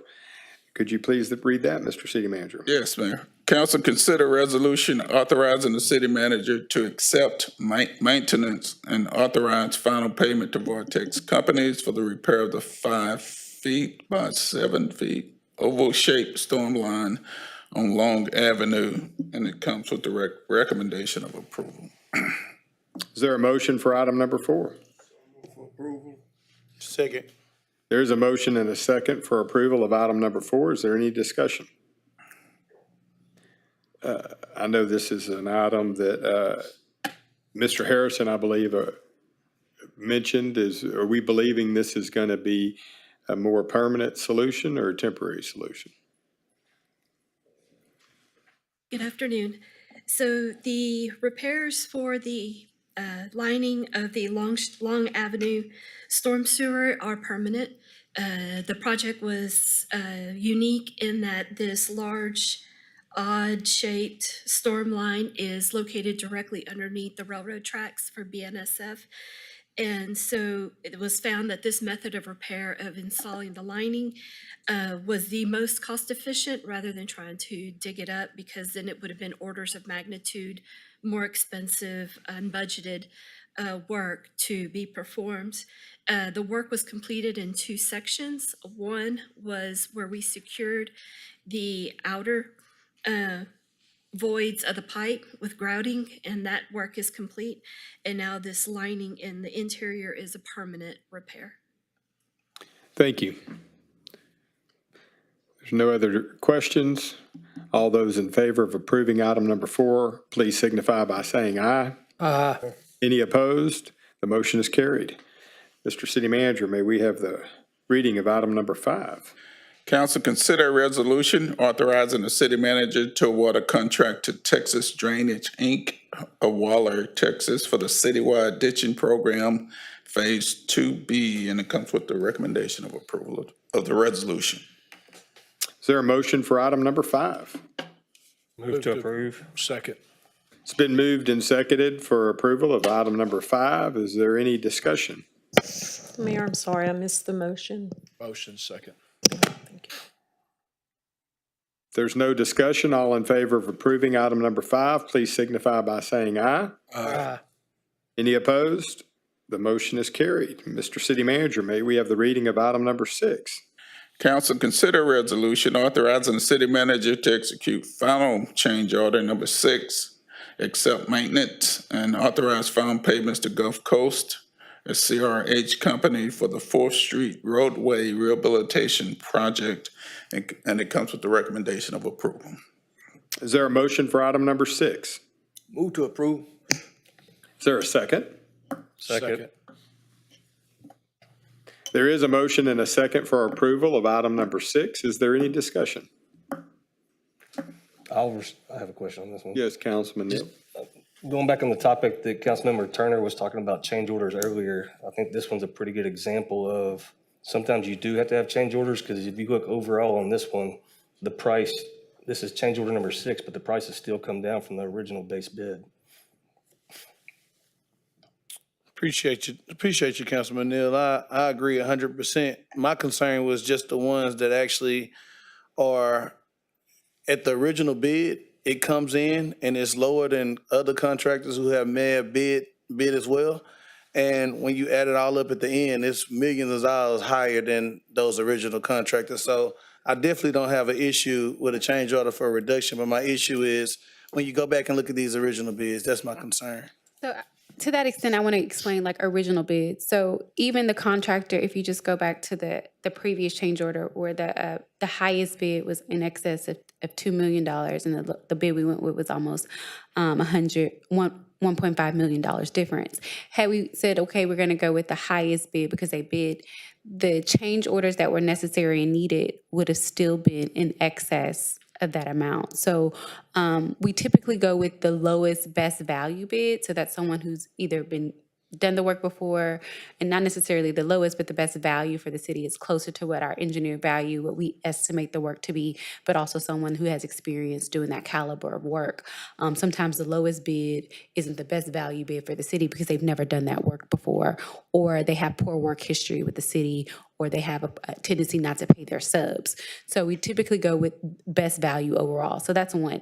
Two, when we look at why a company bid much higher, we're looking at what they're estimating. And it could be that they're paying, their sub bill came back a lot higher, not necessarily that they're going to be doing any different work because they're all bidding on what we value the work to be, what we said this work will be. A lot of times, especially when we're doing work, and Molly, you can jump in whenever you're ready, but when we're doing work that's underground that we're not able to see when they get down and there's a replacement work or we need to add work and it requires different materials, we see different change orders. To the city manager's extent, we are and have started looking at some of the cities you named, but also some additional cities that have implemented change order procedures. But to Councilman Neal's point, a lot of that comes at a cost, and I think the mayor touched on it earlier, is that we will start seeing higher numbers in bidding because they're bidding blind now. But they're not just bidding on what the project is, they're bidding on what they anticipate the work to be as well. When we do have change order, if you notice that there was a big reduction between change orders 1 and 5, but then we had to go back and say we needed to add, more money for change order number 6 because we use additional materials. That could be that the scope of work needed to be expanded based on when we got in there, we need to clean it up. To that extent, I'll turn it over to our engineer to kind of touch on that. So change order 1 was significant in that when we started getting into the construction of 4th Street, we found many storm sewer repairs that needed to be made. There were several defects, familiar with drainage concerns after rain events on the southern end of 4th Street. We uncovered these through the course of construction. So we had to add in that work and make those repairs. It makes no sense to fix the road and not fix the storm sewer that is underneath. And we'll just have to go back in there and dig it back up again. The following 3 change orders were either $0 change orders because they were time extensions due to weather delays, or we had to make some additional work to repair defects in the storm sewer, and we found items we could offset with. So that was like a $39 deduct on change order number 2. Change order number 5 then was the addition, a deduct trying to close out all the work except for the pedestrian crossing work at BNSF Railroad. And so now here we are to change order 6, which is adding back in $39,000 to finalize the final quantities for the pedestrian crossing, which was the remaining work. But to your question, Councilman Turner, we do see bids that'll come in. We had a project in not very recent memory where the apparent low bidder was significantly lower than the rest of the bids that came in. And we want to award it to it. It's a local bidder. But the first thing we did was call him in and say, are you sure, are you going to be able to hold to this dollar value? And the last thing they want to do is sit in front of me and ask me for money, because y'all don't see the change orders that we don't bring you, the ones that we reject. And we made them go back and rework their math and make sure that they had it right. And they assured us, gave us a letter in writing saying, oh yes, we can hold this. Sure enough, we come to the end of the project. Hey, there's we need to get paid for these things. No, sir. We've not worked through any of those. We've not had reasonable justification per the terms of the contract for what they're requesting for that increase. And I reminded them back, I said, do you recall this meeting where we sat down and discussed this? I said, and I asked you, did you leave money on the table? And you were very confident that you did not. So there's, I have a laundry list of requests from contractors where they do ask for money for whatever. If it's valid, if it's justified, we have documentation to support it. It was communicated to us within a timely manner, within the terms of the contract.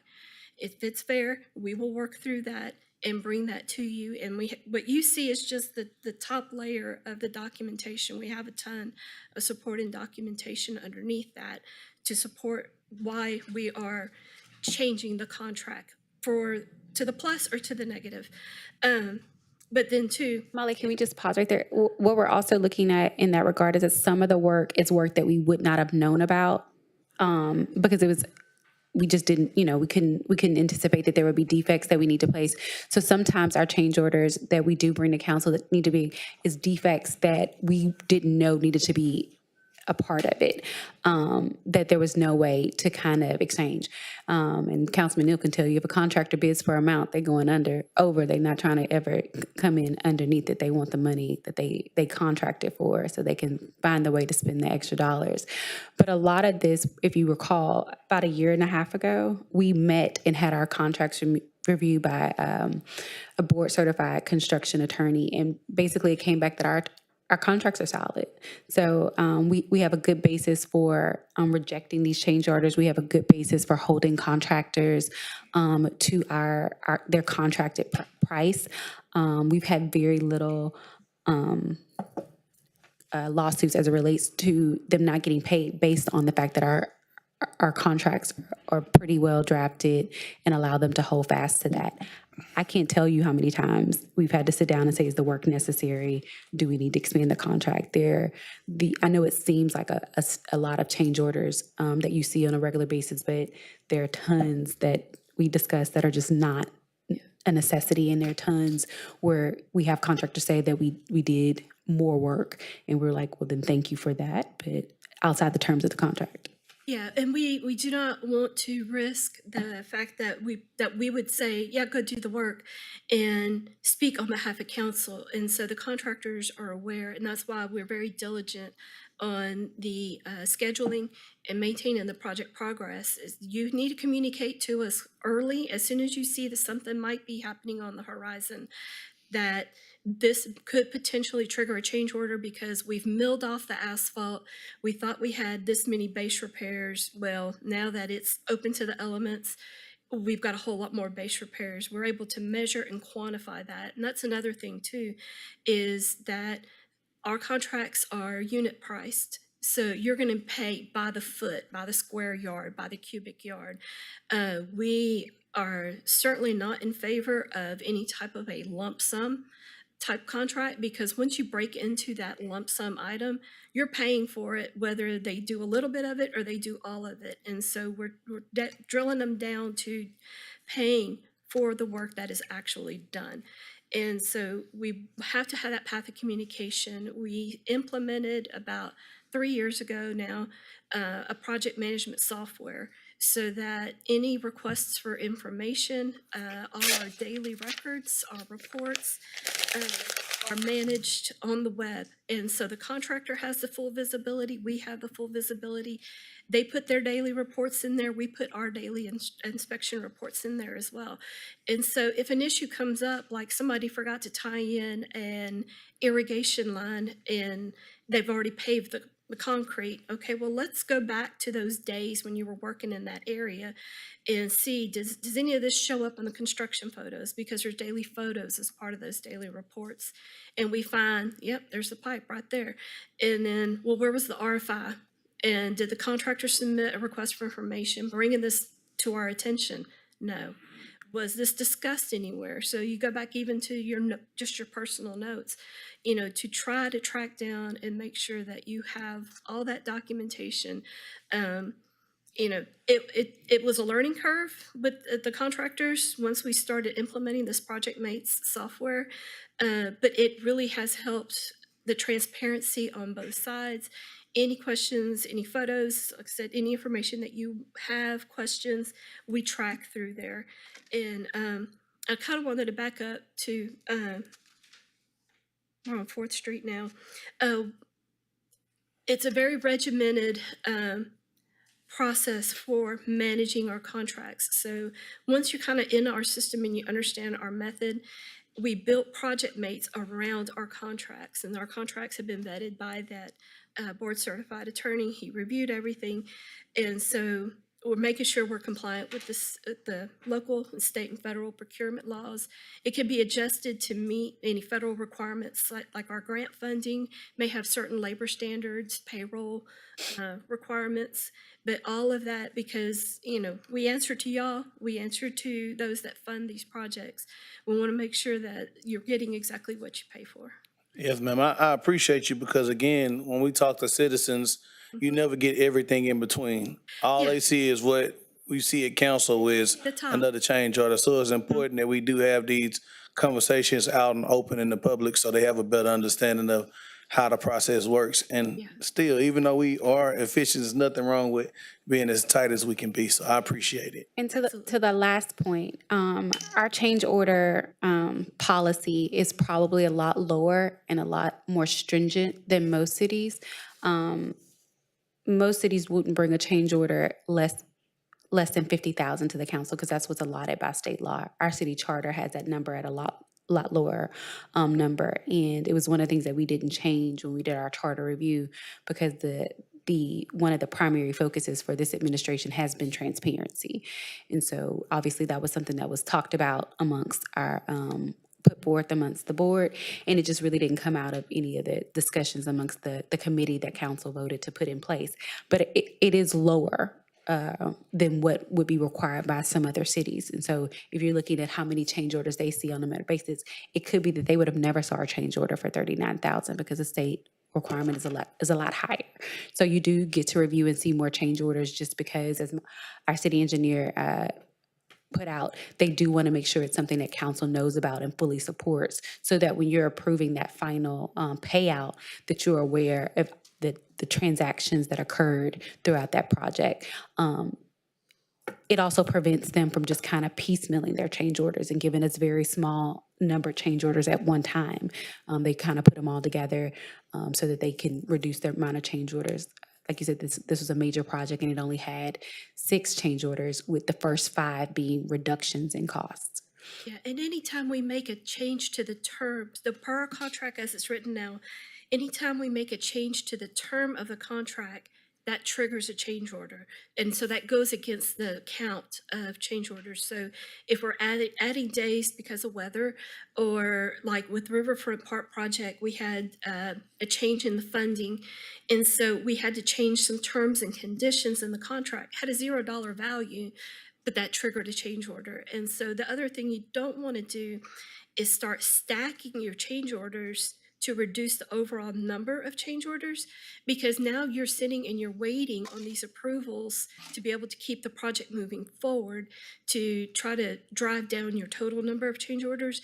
And so now you have a project that's languishing because we're not going to let them go to do the work on anything that's not been approved unless they do it at their own risk, and they will acknowledge in writing that they're going to move forward with the work at their own risk. So you trying to be as transparent as we can be, but even a change in a term and condition will trigger a change order. Thank you. Thank you. Mr. City Manager? Yeah, Mayor, there are thousands of things and variables that impact change orders for or against. So we could sit here and talk about a million things that impact change orders, but the fact is that they happen. Molly's correct on a lot of things she's saying, that things happen and that impact that. But I do think we'd have to be diligent as a city to make sure that we are doing what we're supposed to do, because it's not just contractors we're talking about. A lot of times it's a city. I was a public works director, so I know about construction projects. We request change orders. It's not just contractors requesting change orders. We put the documents together for the change order. It's incumbent that we put the best document together for people to bid on as possible to get the best price in up front. If we put trash in up front in a document, a bid document, a bid's gonna be all over the place. So I just wanna make sure we're doing what we're supposed to be doing when we're bidding out projects. You know, I'm always protecting staff and they do a fantastic job. They do for sure. And they probably get 10 times as many change orders as they bring into you. But there are things that we can do as an organization to make sure we're doing best to protect our dollars and our money. And that's what I want to do. It has nothing to do with these other variables we're talking about. We just need to make sure we're doing that. You know, when I take my car in for repair, I buy a new car. When I take it home, they get home, they say, I want to charge you some more money. It's like, no, I got a contract. I ain't paying you no more money. So we just have to make sure we're doing what's right for these situations. But I understand what everybody's saying, having been on both sides of this issue. But if I could take a moment to brag on my engineering team, you know, this project got started in March of 2023, and here we are in October of 2024. We've been through a significant wet period. We had a significant drought during the construction. All of those are major variables. We started the project at $6.079 million, and we're finishing this contract at $6.019 million. So shout out to our engineering team for really running a tight ship on this project. Thank you. Good job. All right, all those in favor of approving item number 6, please signify by saying aye. Aye. Any opposed? The motion is carried. Mr. City Manager, may we have the reading of item number 7? Thank you, Mayor. Council consider resolution authorizing the city manager to accept maintenance and authorize final payment to East Tex Utility Construction of Beaumont for the Euclid Street and 11th Street Storm Sewer Repair Project, and it comes with the recommendation of approval. Is there a motion for item number 7? Second. There is a motion and a second for approval of item number 7. Is there any discussion? All those in favor of approving item number 7, please signify by saying aye. Aye. Any opposed? The motion is carried. Mr. City Manager, may we have the reading of item number 8? Council consider resolution to approve the renewal of the annual maintenance agreement for the financial software package used across all departments, and it comes with the recommendation of approval. Is there a motion for item number 8? Move to approve. Is there a second? Second. There is a motion and a second for approval of item number 8. Is there any discussion? All those in favor of approving item number 8, please signify by saying aye. Aye. Any opposed? The motion is carried. Mr. City Manager, may we have the reading of item number 9? Council to consider resolution adopting a communication plan for contract negotiations with the fire union, and it comes with the recommendation of approval. Is there a motion for item number 9? Move to approve. Is there a second? Second. There is a motion and a second for approval of item number 9. Is there any discussion? Councilman Neal. Thank you, Mayor. So a couple of items that kind of stood out to me, specifically number 5 and number 6. I understand the intent behind this, and I would support it if the wording was changed to say that specifically about the contract negotiation. I don't think it's fair or reasonable to think that we're not going to talk to these guys. So it's the communication plan is an addendum to the ground rules, so it's specific to that. It's actually entitled communication plan for a bargaining unit, so it doesn't extend outside of that. Okay, so this is not the ground rules for the police union, though. So the police union would have to, when we adopted their contract, we didn't have this, so when we renegotiate their new contract, they will also be adopting ground rules similar to those. But this is an addendum to the ground rules for the fire union contract specifically. But obviously, we would present the same rules to the union when it was time to renegotiate their contract as well.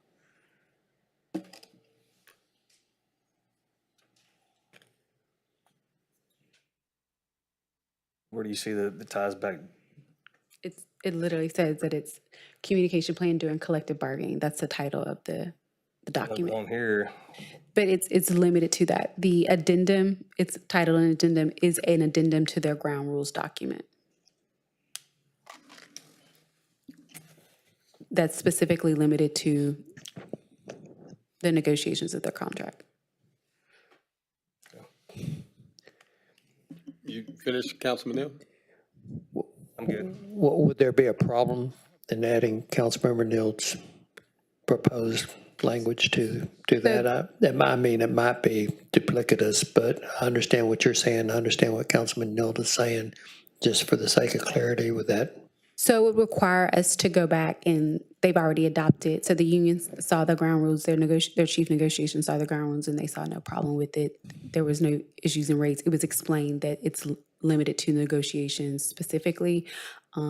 If you recall, not to pick on my friends in BPOA, but there was a problem with their contract where they pre-ratified before the city had a chance to view it, and then they requested for it to be added to council. The mayor at the time allowed it to be added to a special meeting for them to make a presentation to council.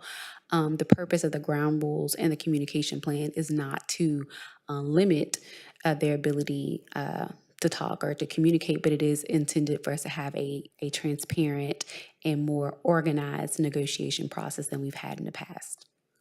Okay. Councilman Turner? Like number 6, the council acknowledges and understands that they should not contact or attempt to contact members of the fire union or police union or their representatives directly or indirectly during the collective bargaining process. To my understanding, we're not supposed to be involved in the day-to-day operations or. Correct. Yes. So, But the way this reads is you can't call them at all. and so you can't call them all. And I'm reading number 6. The council acknowledges and says they should not contact or attempt to contact members of the fire union, police union, or their representatives directly or indirectly during the collective bargaining process. So you saying it should be no contact at all? So it's irrelevant to their, obviously, again, it was a situation where they were reaching out to council members. I'm saying they, at the time, to say that they wanted to put an item on the agenda, that they needed to put it on the agenda.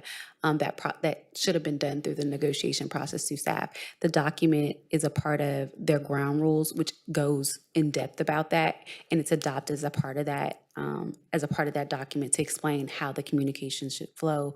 But the overall ground rules document does specifically say that the communication is limited. So obviously, if there was another issue unrelated to the negotiation process that any member of the local or any other, when we negotiate the police contract, if there were other issues outside of that, obviously if they wanted to reach out to their council person, they could.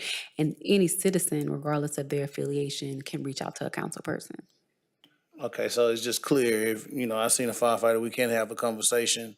Absolutely. You just want to say, "Hey, Mr. Turner, how you doing?" You said Absolutely. specifically to the contract negotiations, Yes, correct? so that individual, or you wouldn't be able to reach out to that individual even if they were in your ward and say, how do you feel about the city's proposal? Or they couldn't contact you and complain that they felt like the city manager wasn't being receptive. If he has to be a little tougher during negotiations, that he The city manager. yeah, the city manager is our chief negotiator. Okay. That he was being a little tough in the negotiations. It's intended for the negotiations to stay within the negotiation room and it not to become. It's supposed to be free of political involvement, so it should be in the room and it should be between those bargaining teams and not an involvement of council. So again, we did our first meeting with the fire unions October 8th. We had this discussion.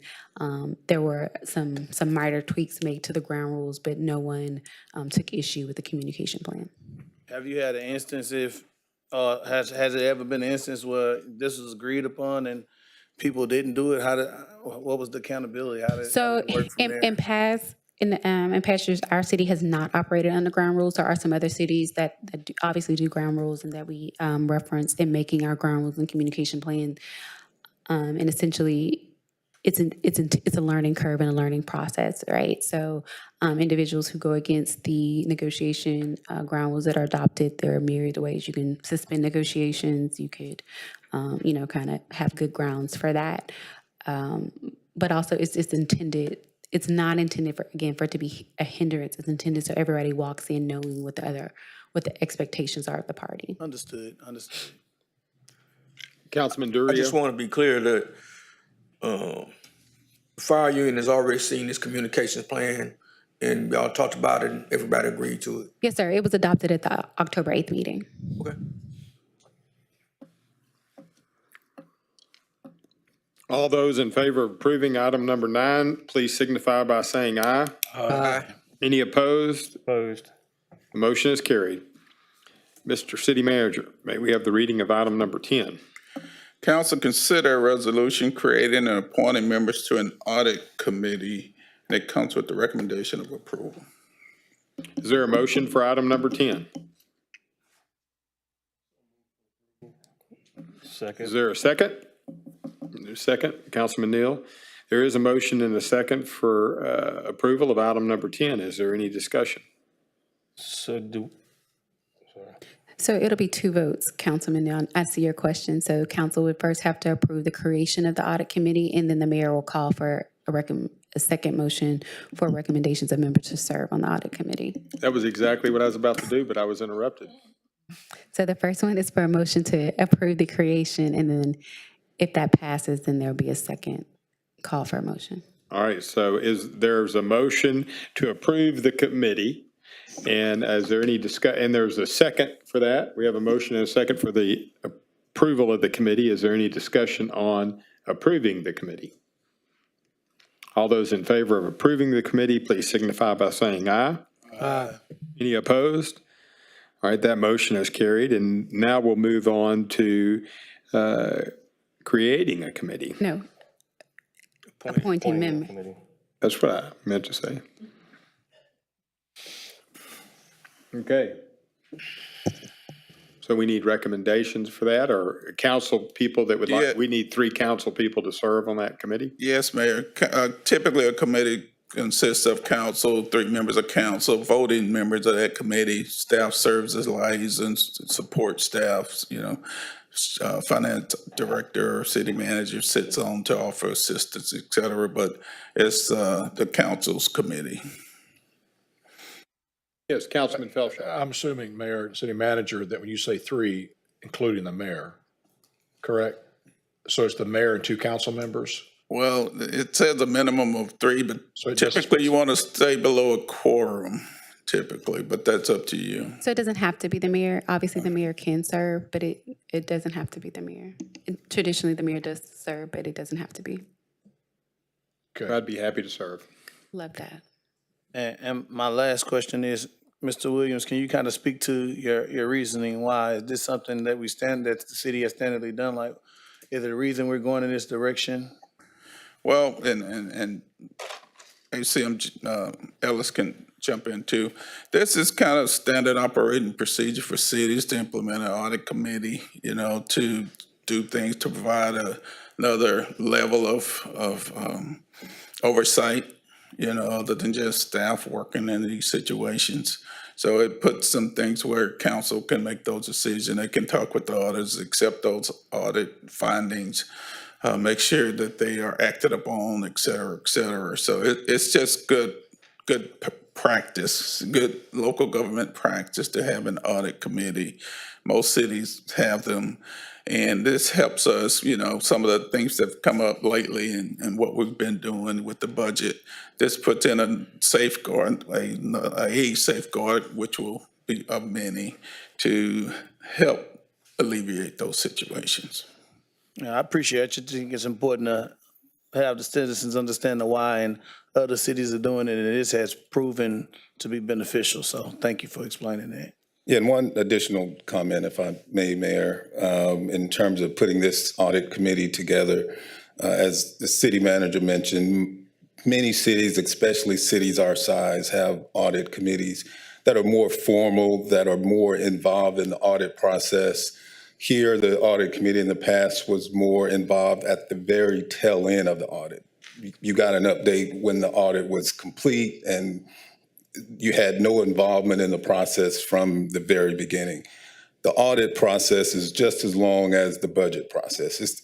It's in process right now. The budget process is 6 months. The audit is being conducted now. So this allows the 3 members of the audit committee to have a bigger role in the city's audit, but just not for the 6 months, for the entire year to ensure we have proper financial controls in place, internal controls, that we produced proper financial reports that really ensure that we're transparent and that we're spending the dollars that are budgeted according to what was adopted by City Council. City Council just doesn't serve the role to approve a budget. You do adopt or approve the city's budget, but you also have a financial responsibility to ensure financial reporting. So this gives the Audit Committee a greater role in the city's financial reporting processes. Thank you. Councilman Getz. I'd like to recommend Councilmember Neal to be on this committee. I'll second that. 2 more. Councilman Duria. I'd like to recommend Councilmember Turner to be on this committee. Okay. I'll recommend Councilman Getz. I'll second that. Can we, so this is fun. Can we just have one motion with all those names? Is that all right? This first, since we're just creating it, we have staggered terms, so I don't know which one of the three would like to. I'll be the first one off. First one off is, okay. So we have 2025, 2026, and 2027.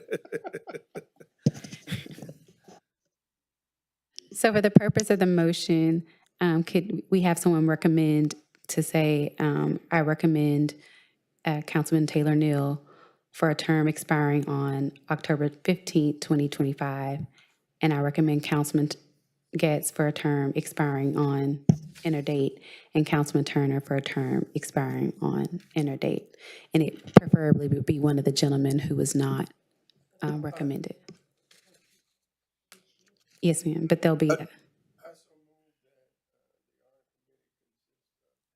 Your mic. Councilman Neal. Consists of Councilmember Taylor with his term to end in 2025, Councilmember Getz to end in 2026, and Councilmember Turner to end in 2027. Second. Councilman Getz. Yes. Okay, so it's been moved and seconded for the 3 council people and the dates to serve on the Audit Committee. All those in favor, please signify. I had a question, real fast. Yes. What happened if, We'll replace them. yeah, if they're no longer on council? We'll replace them. So if you're not on, we'll revisit that after the election, and either we'll have someone else. Council making a motion to replace them, and Yeah. we'll put it on the agenda to replace them. He's gonna lose. I didn't. Stuff happens.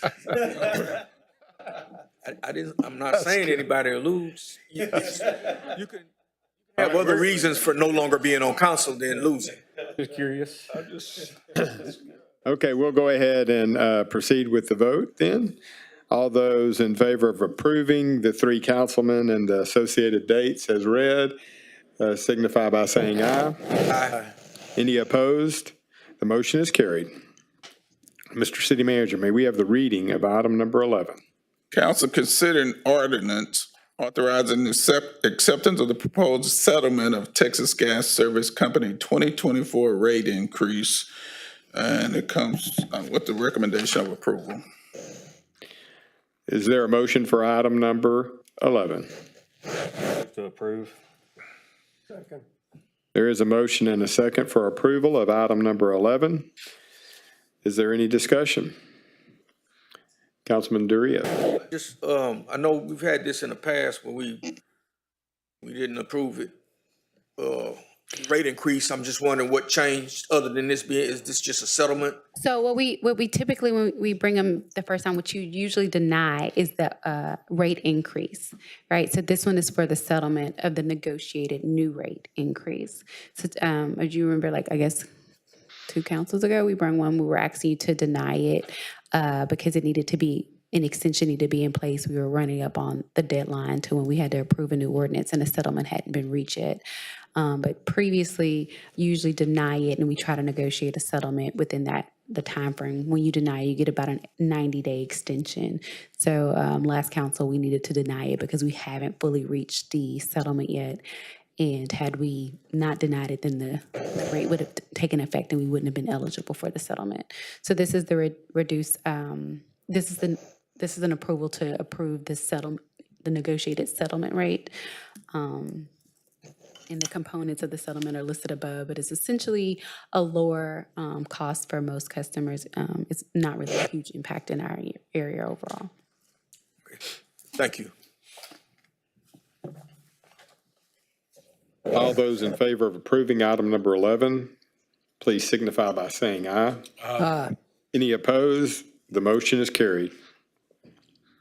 Mr. City Manager, may we have the reading of item number 12? Council, consider a request to extend the deadline to allow an ambulatory surgery center at 6510 Folsom Drive as approved in September of 2021.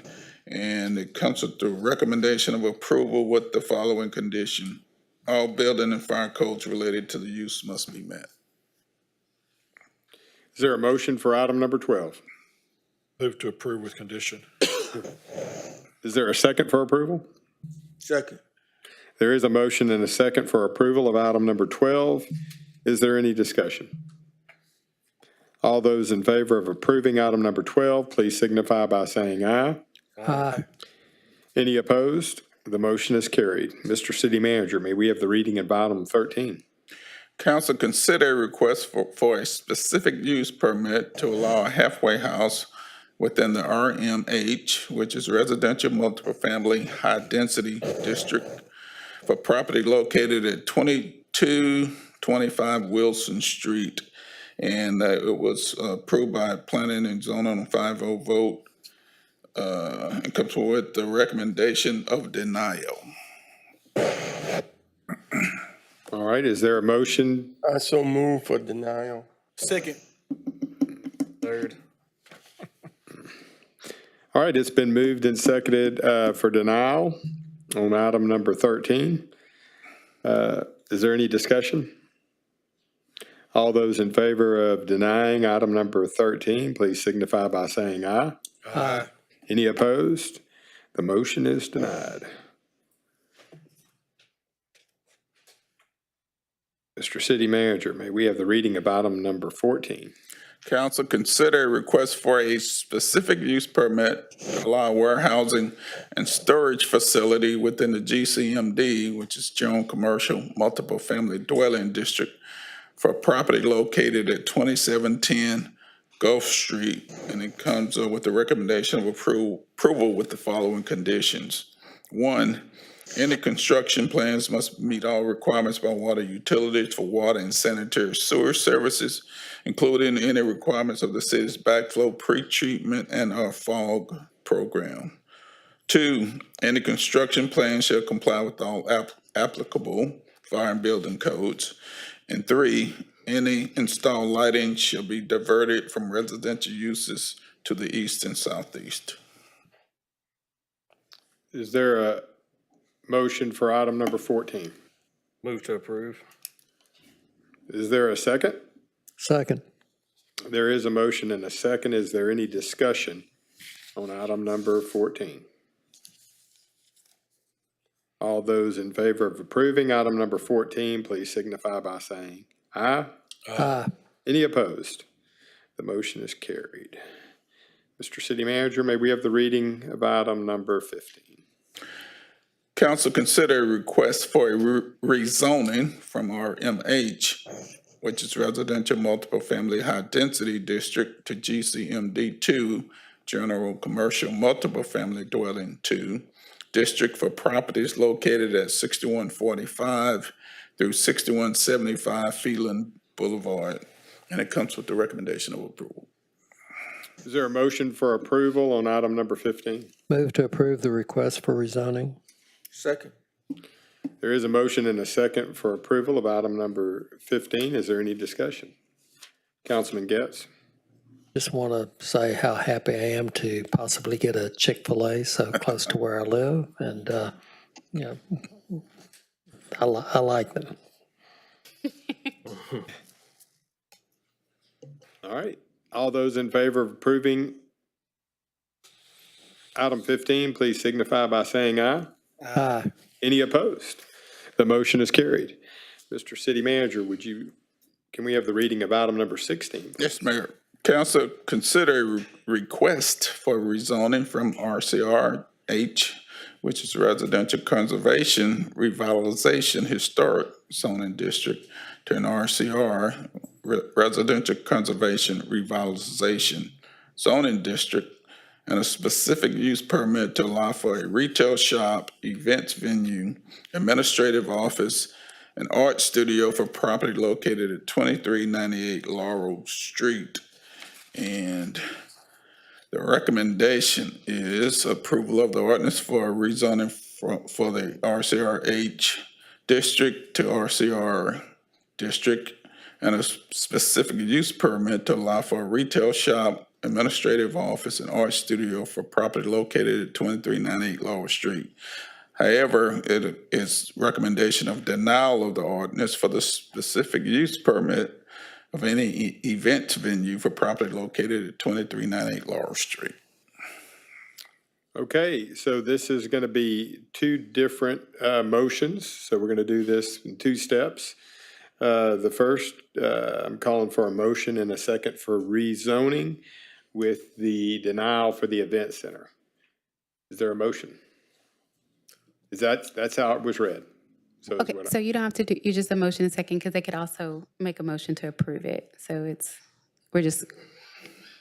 just for, the first motion would just be on the rezone, whether they want a motion to approve or motion to deny. I'll make a motion to approve the rezone. Second. All right. It's been moved and seconded. Is there any discussion on the rezoning? All those in favor of approving the rezoning signify by saying aye. Aye. Any opposed? The motion's carried.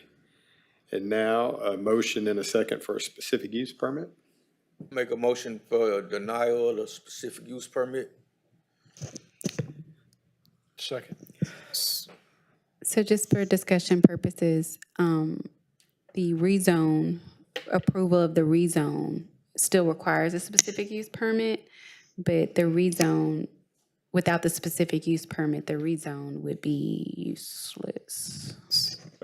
So they recommended approval. Mayor, just to clarify, yeah, there are kind of two questions here. One is the rezoning, which y'all just approved. The other is the specific use permit. The applicant had applied for a variety of uses. The Planning Commission recommended to approve most of those except for the event center.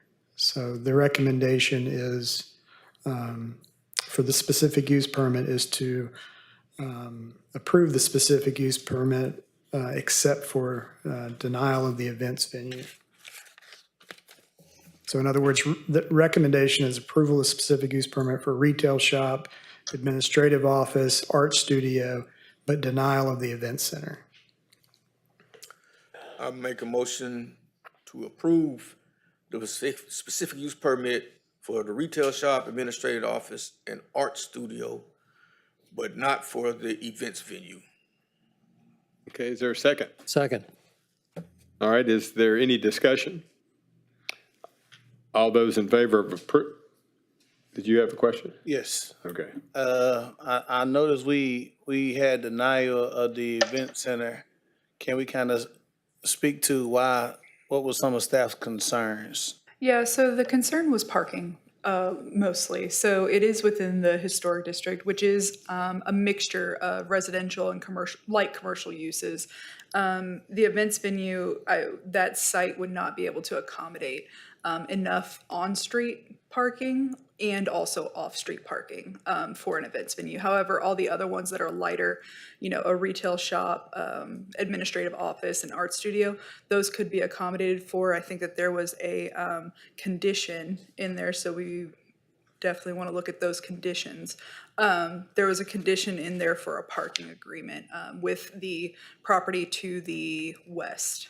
That's right across the street Yeah, that was my concern. I was looking at the square footage. It didn't seem that big. I was trying to see why would the denial, was it even an option to work with neighboring parking lots to see if something can be accommodated? That's why I was just kind Yeah, of concerned. yeah, that specific site, it's tough because the parking lot is not large. That is to Okay. the west, but it is large enough for those three retail shop, admin office, and art studio. It would be large enough for those, but for an event, which that space is probably, you know, like your bridal showers, baby showers, the area would not be able to accommodate that large amount of traffic. Oh, so it's not big enough like small events? It's, okay. Well, I'm just not, I was just asking. I was looking at the square footage and I was just wondering if it was a small event center, could it work? But clearly you guys did the research, so. Yeah, and I think that there were some conditions on there, so I know that y'all made a motion, but you may just want to look at those conditions as well. Councilman Turner, it's actually a house. Oh, it's just a house. Okay, I'm not familiar with the area, so I understand. So there's not. Yeah, I knew it wasn't big. That's why I was wondering why not, yeah. So the motion includes the conditions? Oh, I just want to say one other thing. At the planning and zoning meeting, the applicant didn't seem to have a problem with not using it for an events venue.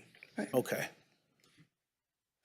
I just wanted to make sure we work with our business owners, so I appreciate staff for doing that.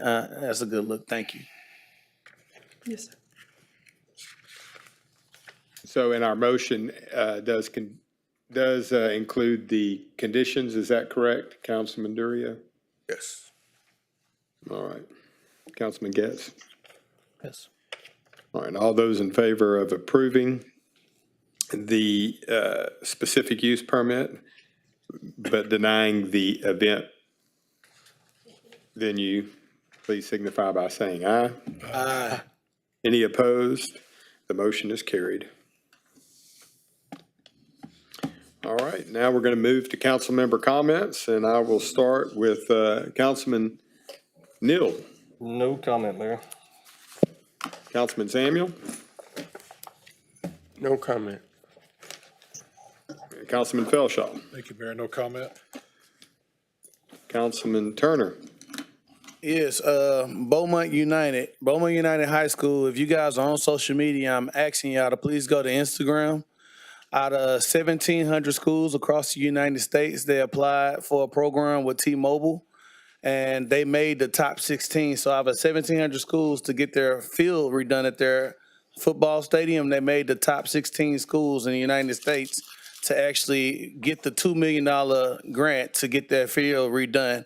All you simply have to do is go to their Instagram page, Beaumont United High School, and like the video that they produced to show the need for the project being done. It's revenue that T-Mobile is willing to donate to a school, and right now we're in like third place, and we have about 2 more weeks to like and share that video. So if our community can get behind Beaumont United, that's a field that our youth use for Little League football. It's a field that they use for all types of things. That we can get behind them and help them, try to get that revenue, it'll be greatly appreciated. So if anybody can, please go to Instagram. Beaumont United High School's page is pinned to the top, and just simply like the video and share it. I told the students that I would speak about it today at council. I just want to honor my commitment, and I'm going to make a video and like and share it as well. Thank you, Councilman Turner. Councilman Getz. How about them Cowboys? That's terrible. That's very ugly. Councilman Durio. No comment. Madam City Attorney. I'm not heartbroken, so I also have no comment, but shame on you, Councilman Getz. Shame. Nothing, Mayor, thank you.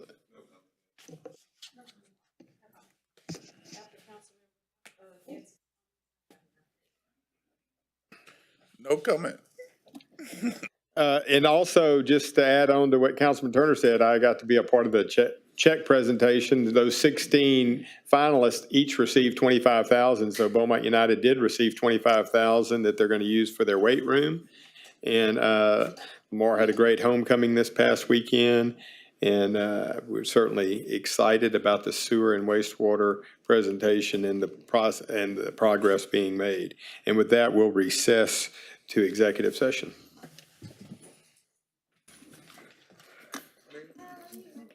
I'm good.